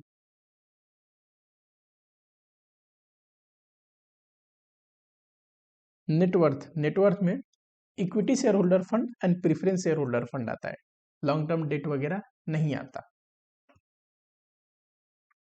तो पहले केस में नेटवर्थ है 1,00,000,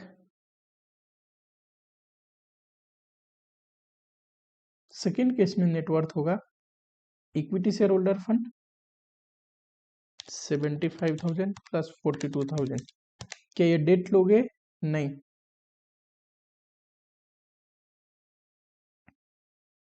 बताओ जरा, ये तो 15% आएगा। दूसरा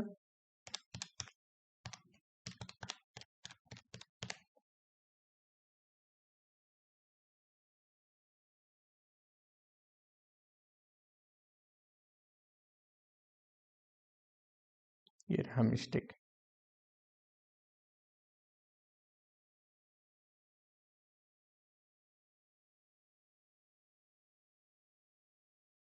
ठीक, अगला पूछा है रिसीवेबल कलेक्शन पीरियड। याद करो, वेलोसिटी पीरियड कलेक्शन पीरियड पढ़ाया था। होल्डिंग पीरियड बोले, कलेक्शन पीरियड बोले, वेलोसिटी पीरियड बोले।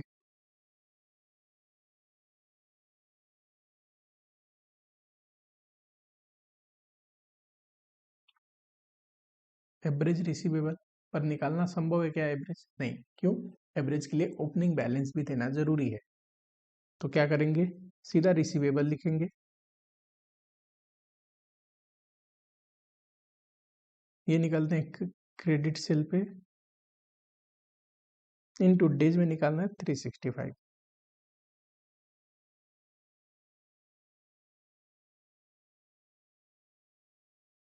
ये देखो 50,000 रिसीवेबल, क्रेडिट सेल कितना है 2,70,000,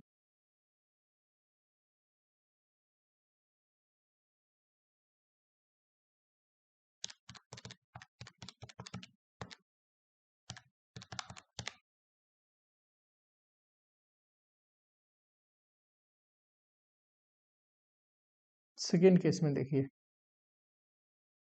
रिसीवेबल है 82,000 एंड क्रेडिट सेल कितना है 2,42,000।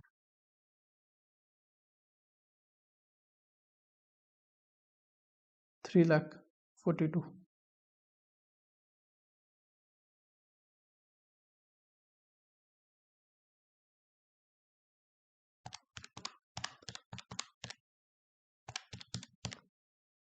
23.98 डेज,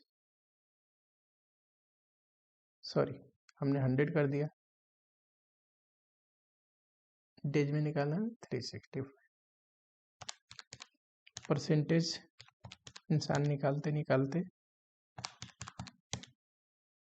तो ये आएगा 87.5 डेज। चलो ठीक है, करो फटाफट से। ठीक है, कर लिया आप लोगों ने नोटिस। नेक्स्ट क्वेश्चन पे चलते हैं, टाइम नहीं है, स्पीड अप में थोड़ा क्लास को लेते हैं।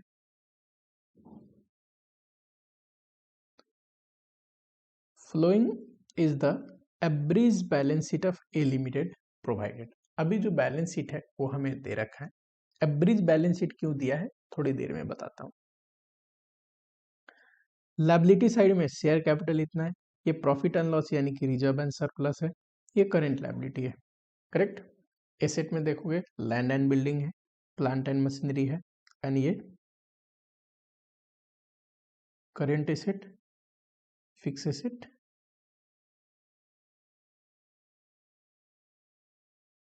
शेयर होल्डर फंड बोलो या इक्विटी शेयर होल्डर फंड बोलो, जो बोल सकते हो, current liability. Long term liability कुछ है नहीं। With the help of additional information furnished below, you are required to prepare trading and PL account। एक नंबर में ट्रेडिंग PL बनानी है एंड बैलेंस शीट बनानी है। Company went into reorganisation of capital structure. अब कंपनी सोच रही है कि हम अपनी कैपिटल स्ट्रक्चर को रीऑर्गेनाइज करते हैं, ठीक। कैपिटल स्ट्रक्चर को रिफ्रेम करते हैं। अभी जो कैपिटल स्ट्रक्चर है इसको चेंज करके नया कैपिटल स्ट्रक्चर को फॉलो करते हैं, with share capital remaining the same, जिसमें शेयर कैपिटल जो होगा वो सेम रहेगा। यानी कि पहले 1 लाख कैपिटल के साथ बिजनेस कर रहे थे, शेयर कैपिटल अभी भी 1 लाख ही रहेगा, नया शेयर वगैरह कुछ इशू नहीं होगा। तो ये अपने को पता है 1 लाख होगा। अदर शेयर होल्डर फंड यानी कि रिजर्व की बात कर रहा है, इतना रहेगा। डिबेंचर ये रहेगा, पेबल ये रहेगा। डिबेंचर इश्यू हुआ है 1 अप्रैल को, and interest being paid annually on 31 मार्च। और इंटरेस्ट कब पे करते हैं हम? साल के एंड में, करेक्ट, कोई बात नहीं।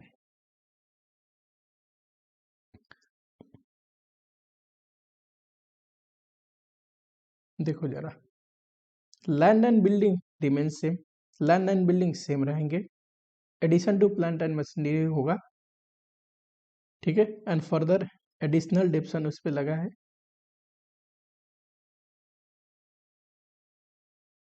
$5,000 कह रहा है। लैंड एंड बिल्डिंग सेम ही रहेगा, प्लांट एंड मशीनरी इस साल कुछ लेके आएंगे, खरीदेंगे, एंड कुछ एडिशनल डिप्शन लगेगा। जो पुराना डिप्शन है वो तो है ही 15,000, एडिशनल डिप्शन कितना आ जाएगा? 5,000। वर्किंग कैपिटल रेशियो दिया है, करंट रेशियो बोलते हैं इसको, current asset divide by current liability. Quick ratio दिया है, ये होता है करंट एसेट में से स्टॉक एंड प्रीपेड घटाते हैं, प्रीपेड ना दे तो सिर्फ स्टॉक घटेगा। रिसीवेबल दिया है, रिटर्न ऑन ये दिया है, ये दिया है, ये दिया है, कोई दिक्कत नहीं। चलो, ग्रॉस प्रॉफिट दिया है, तो ये तो सेल्स पे निकालते हैं। Stock turnover was 8 times, inventory turnover दे रखा है 8 times. Return on net worth, net worth का मतलब शेयर होल्डर फंड 10% है। चलो,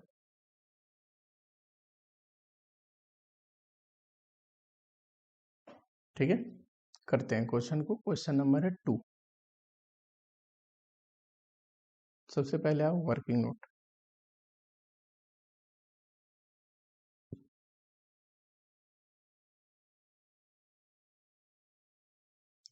कैपिटल स्ट्रक्चर, शेयर कैपिटल,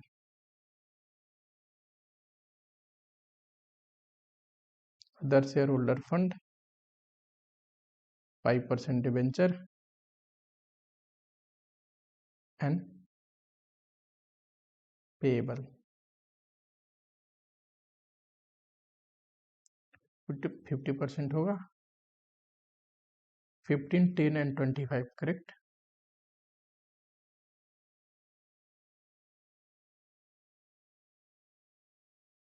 देखना जरा, बताओ। ये हमें पता है, ये सेम ही रहना है, यानी कि 1 लाख रहेगा। बताओ, किसी भी चीज का 50% अगर 1 लाख है तो टोटल कितना होगा? 2 lakh. Total equity and liability. अब बताओ, उसका 15% ये है, तो 2 लाख का 15% 30,000, 10% ये है यानी कि 20,000, एंड 25% पेएबल है यानी कि 50,000, करेक्ट। हमें पता है एक बैलेंस शीट में ये इक्विटी प्लस लायबिलिटी इधर होते हैं, इधर फिक्स एसेट और करेंट एसेट, करेक्ट। ये हमें पता है 2 लाख, तो ये टोटल एसेट भी तो 2 ही लाख होगा।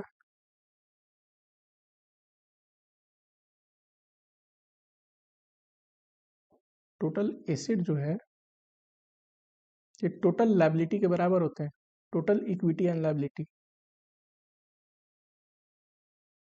जो कि 2 लाख होंगे, करेक्ट। अब देखो,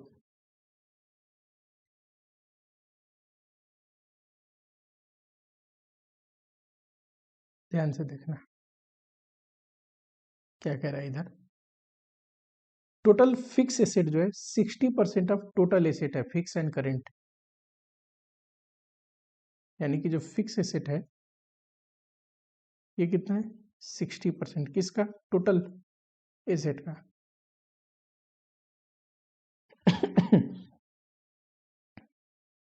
अब बताओ, टोटल एसेट हमें 2 लाख है, जिसमें से फिक्स एसेट 120 है तो करेंट एसेट नहीं निकल जाएगा। Current assets 2 lakh minus 120, 80,000। Working note number 3 देखो, वर्किंग कैपिटल रेशियो दिया है। चलो इसका तो कोई काम ही नहीं है, करेंट एसेट भी निकल गया, करेंट लायबिलिटी भी निकल गया। क्विक रेशियो को यूज करते हैं।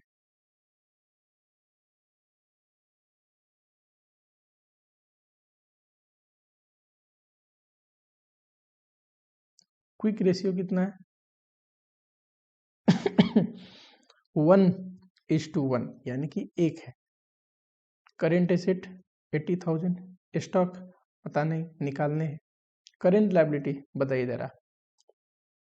ये तो शेयर होल्डर फंड है, ये लॉन्ग टर्म लायबिलिटी है। फिर बचा कौन सा? ये क्या है? करेंट लायबिलिटी 50,000 का। से स्टॉक का वैल्यू आ जाएगा 30,000। आज से रेशियो चैप्टर के लिए पूरी जिंदगी याद रखोगे। whenever quick ratio is given, we can find value of closing stock।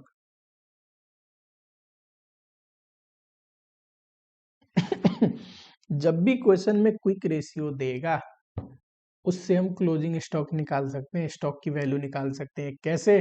क्योंकि क्विक रेशियो का फॉर्मूला होता है करेंट एसेट में से स्टॉक और प्रीपेड घटाएंगे। कोई इन्फॉर्मेशन नहीं है, मानते हैं प्रीपेड कुछ है नहीं, फिर इस फॉर्मूले से स्टॉक निकल जाएगा।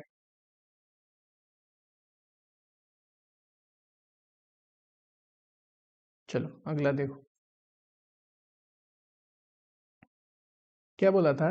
Receivable 4/5 of quick asset.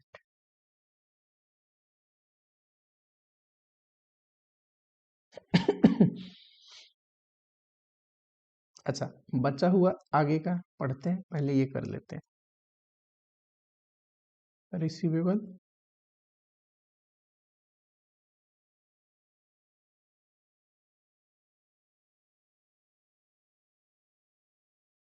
Quick asset कैसे निकलता है? करेंट एसेट में से करेंट स्टॉक को घटा के। करेंट एसेट ये है, स्टॉक आया है 30,000, तो ये रिसीवेबल आ जाएगा 40,000। इसी में आगे बोला है रिसीवेबल टू सेल्स रेशियो, कि सेल्स का कितना रिसीवेबल है। Reveal that credit period of 2 month, ठीक है, 2 महीने का क्रेडिट पे हम रिसीवेबल को देते हैं। There is no cash sale, यानी कि कह रहा है रिसीवेबल कलेक्शन पीरियड 2 मंथ है। हमें पता है रिसीवेबल कलेक्शन पीरियड कैसे निकलता है, बताओ। Receivable divide by credit sale, month में है ना, तो इंटू 12 करनी पड़ेगी। बताओ, क्रेडिट सेल निकालना हो तो रिसीवेबल 50,000 इंटू 12 डिवाइड बाई 2। कह रहा है कि कोई भी कैश सेल नहीं है, तो जितना क्रेडिट सेल वही total sale. Total sale is equal to 3 lakh.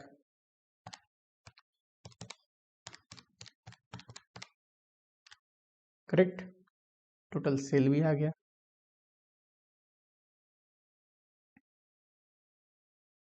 अब आइए जरा,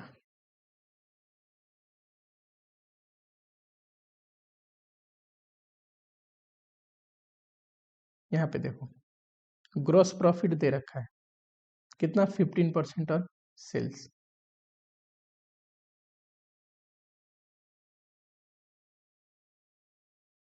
वर्किंग नोट नंबर 5।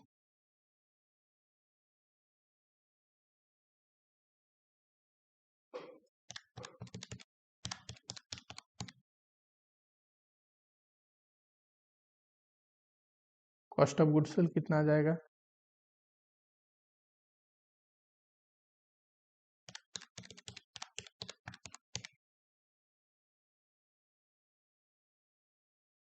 करो फटाफट से लिखो, ठीक है। अब आगे, अच्छा, एक छोटा हमने वैल्यू गलत पुट किया। यहाँ पे हमने क्या लिखा है, रिसीवेबल 40, तो यहाँ डालने थे 40, इसको कर लो 40।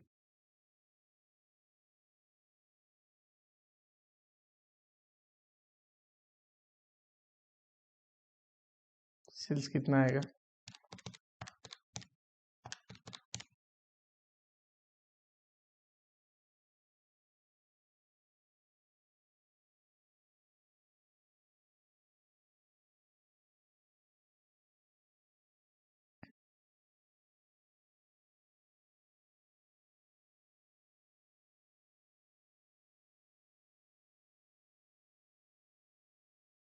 बताओ फटाफट से बताओ, 2,40,000,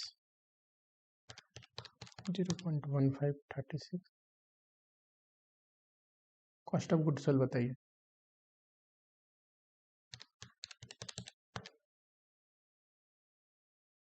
एक और रेशियो दे रखा है, कौन सा, stock turnover ratio.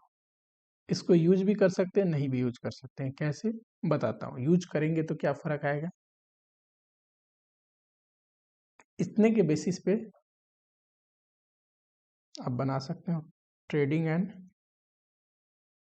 Profit and loss account. आपको पता होना चाहिए शेड्यूल 3 सिर्फ कंपनीज पे लगता है। ये हम कंपनीज का बैलेंस शीट पीएल नहीं बना रहे शेड्यूल 3 के अनुसार, तो टी फॉर्मेट में बनेगा।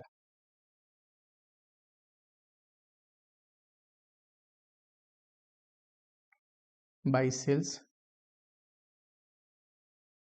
अच्छा, यहाँ ओपनिंग और यहाँ क्लोजिंग स्टॉक तब लिखते हैं जब परचेज लिखना हो या डायरेक्ट कॉस्ट हमें पता हो, ना हो तो सीधा टू कॉस्ट ऑफ गुड्स लिख दोगे, टू ग्रॉस प्रॉफिट।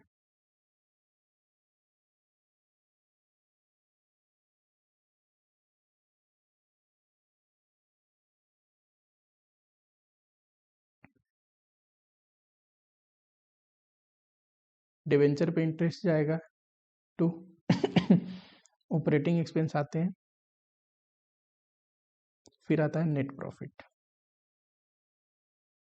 करेक्ट। पता है नेट प्रॉफिट निकाल सकते हैं, एक रेशियो दे रखा है, रिटर्न ऑन नेटवर्थ 10%। एक और वर्किंग नोट कर लो, वर्किंग नोट नंबर 6। पता है रिटर्न ऑन नेटवर्थ का मतलब है पैट डिवाइड बाई नेटवर्थ में क्या आता है बताओ, शेयर होल्डर फंड इंटू 100, यानी कि शेयर होल्डर फंड का कितना परसेंट पैट है, तो इससे पैट आ जाएगा। कैसे, 10% दे रखा है किसका, शेयर होल्डर फंड का, एंड शेयर होल्डर फंड है कितना, 1,00,000 प्लस 30,000, 1,30,000, तो ये आ गया 13,000, करेक्ट।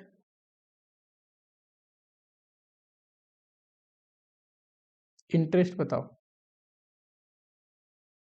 कितना है, 5% डिवेंचर 20,000 का 1,000,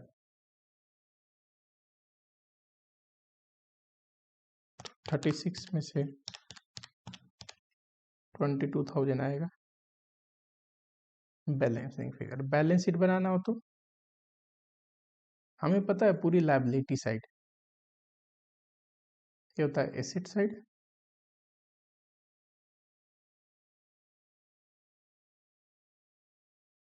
शेयर कैपिटल है 1,00,000, अदर शेयर होल्डर फंड है 30,000। पता है 30,000 कैसे आया, ध्यान से देखना। पहले कंपनी में कितना पीएल था, 17,000, इस पर कितना कमाए हैं 13,000, हो गया 30,000। 5% डिवेंचर, बताओ 20,000, एंड पेएबल कितना है, पेएबल 50,000 है ना, 50,000, टोटल में 2 लाख, तो एसेट भी 2 लाख, फिक्स एसेट, इसमें बिल्डिंग बोल रहा है चेंज ही नहीं हुआ है, बिल्डिंग में कुछ 80,000 ही आएगा। Plant and machinery, current asset पता है, करेंट एसेट 80,000 है। कैसे? जिसमें से स्टॉक है 30,000 का,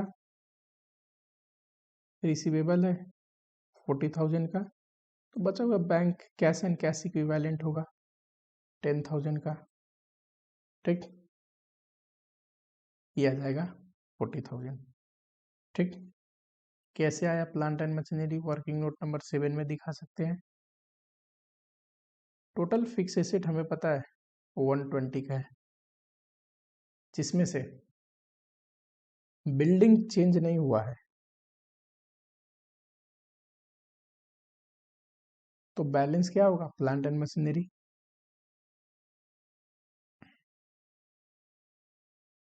करेक्ट।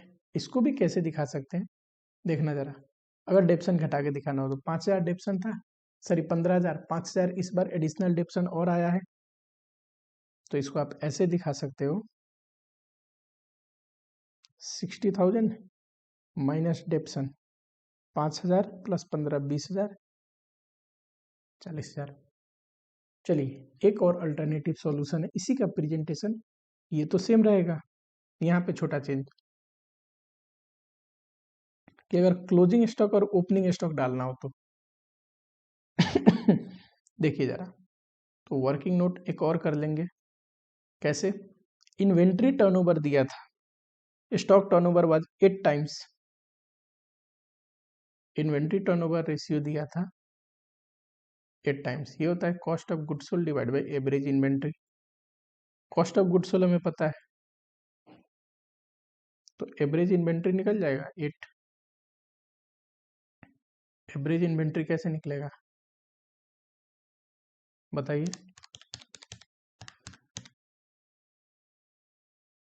एवरेज इन्वेंट्री होता क्या है? Opening plus closing divide by 2। हमें पता है क्लोजिंग इन्वेंट्री हमने निकाल रखा है 30,000,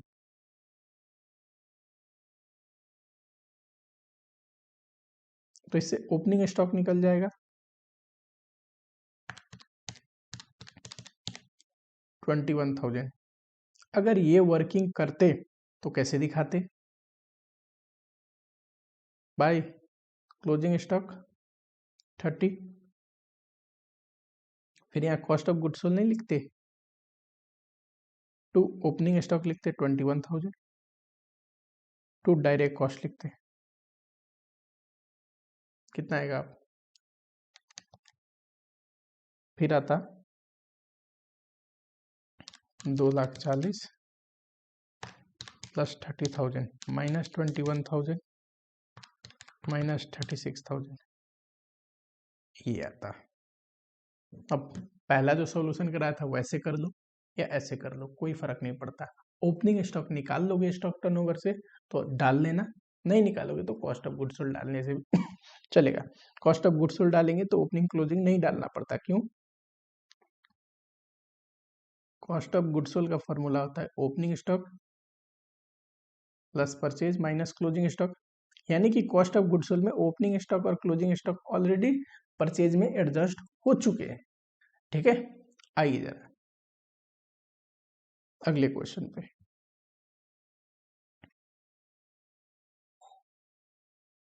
पूछा गया है X company has made a plan for next year. It estimated that company will employ total asset कितना होएगा? 8 lakh. 50% asset being financed by borrowed capital at the interest rate of 8%। 50% इसमें से यानी कि 4 लाख का हम लोग क्या लेंगे? 8% डेट, और बैलेंस 50% जो 4 लाख होगा वो इक्विटी से फाइनेंस करेंगे। चलिए, direct cost for the year, direct cost में सारे खर्चे जुड़े होते हैं, मटेरियल का direct material, direct expense plus जितने भी मैन्युफैक्चरिंग के खर्चे जैसे डायरेक्ट मटेरियल, डायरेक्ट वेजेस, सब चीज।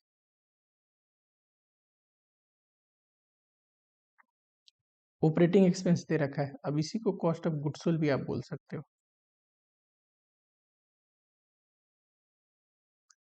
ठीक, 80,000। Goods are sold to customer 150% profit on direct cost. Sales कितना हो जाएगा? 150% ऑफ डायरेक्ट कॉस्ट। बताओ।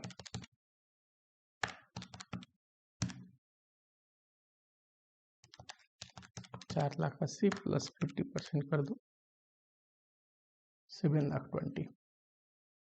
टैक्स रेट 50% है।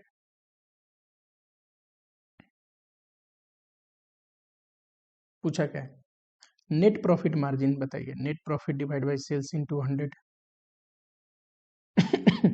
रिटर्न ऑन एसेट्स बताइए। मैंने क्या बोला था? इसी को रिटर्न ऑन कैपिटल एम्प्लॉयड भी आप बोल सकते हैं, पीबीआईटी। ठीक, टैक्स है तो 1 - T divide by capital employed into 100, ये जो इंटू 100। एसेट टर्नओवर बताइए। Turnover divide by assets. Return on ownership capital बताइए। पैट होता तो क्या है? ऑनर्स इक्विटी का मतलब इक्विटी शेयर होल्डर फंड पे पूछ रहा है, तो यहाँ पे प्रेफरेंस डिविडेंड तो है ही नहीं, तो PAT divide by equity share holder fund या इक्विटी कैपिटल जितना है इंटू 100। करेक्ट? चले, चलो इसको करते हैं।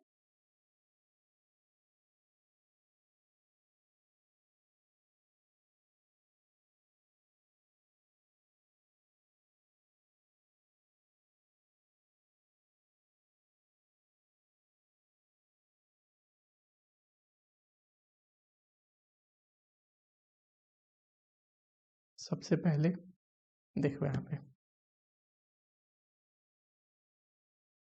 सेल्स हमें पता है 7,20,000। वर्किंग नोट कर लेना जरा। Cost of good sold 480। Gross profit, operating expense कितना है?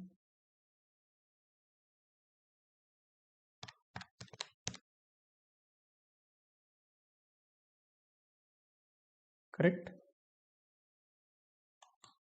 चलिए आगे बढ़ते हैं। इसके बाद क्या आता है? इंटरेस्ट। फिर आता है पीबीटी। इंटरेस्ट बताओ कितना है? 4 लाख का डेट 8% के रेट से, तो यह जाएगा 4 लाख इंटू 8%, 32,000। 128 टैक्स घटा दोगे, 50% है ना टैक्स? हाँ जी।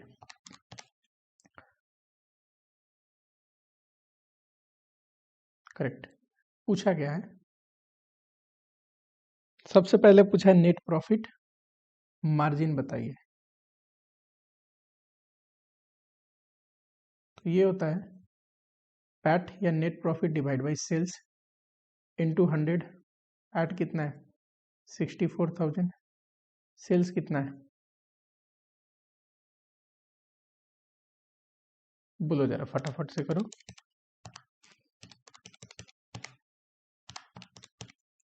ये हो जाएगा 8.89%। सेकेंड में क्या पूछ रहे हैं? Return on assets.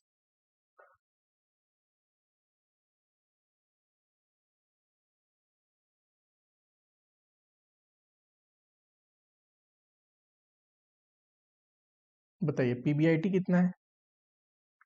आ रहा 1,60,000। 1 - T टैक्स रेट है इतना। कैपिटल एम्प्लॉयड कितना है? कैपिटल एम्प्लॉयड ये debt plus equity 8 lakh. Into 100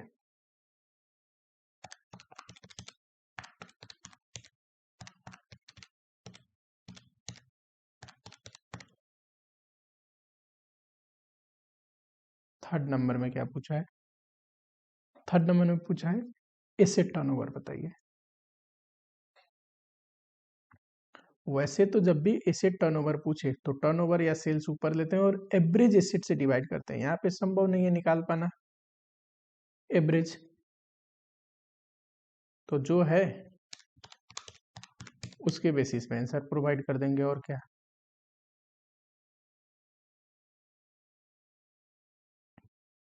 return on honours equity,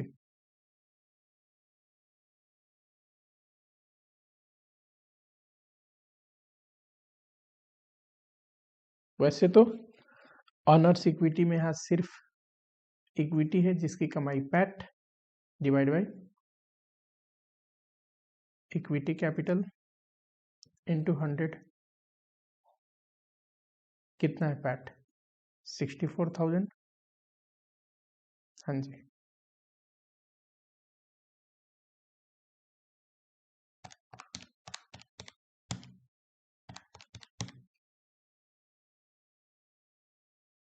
ठीक है, लिख लो यहाँ पे पैट। ठीक, चलो क्लास को यहीं पे एंड करते हैं। नेक्स्ट क्लास में बहुत सारे क्वेश्चन करेंगे। ठीक, टिल आपको क्या करना है, चैनल को सब्सक्राइब कर लेना है, अगर नए देख रहे हो तो वीडियो को एक लाइक कर देना है, कोई डाउट है तो कमेंट बॉक्स में लिखना है। मिलता हूँ आगे से नेक्स्ट जो कॉस्टिंग की क्लास है उस क्लास में।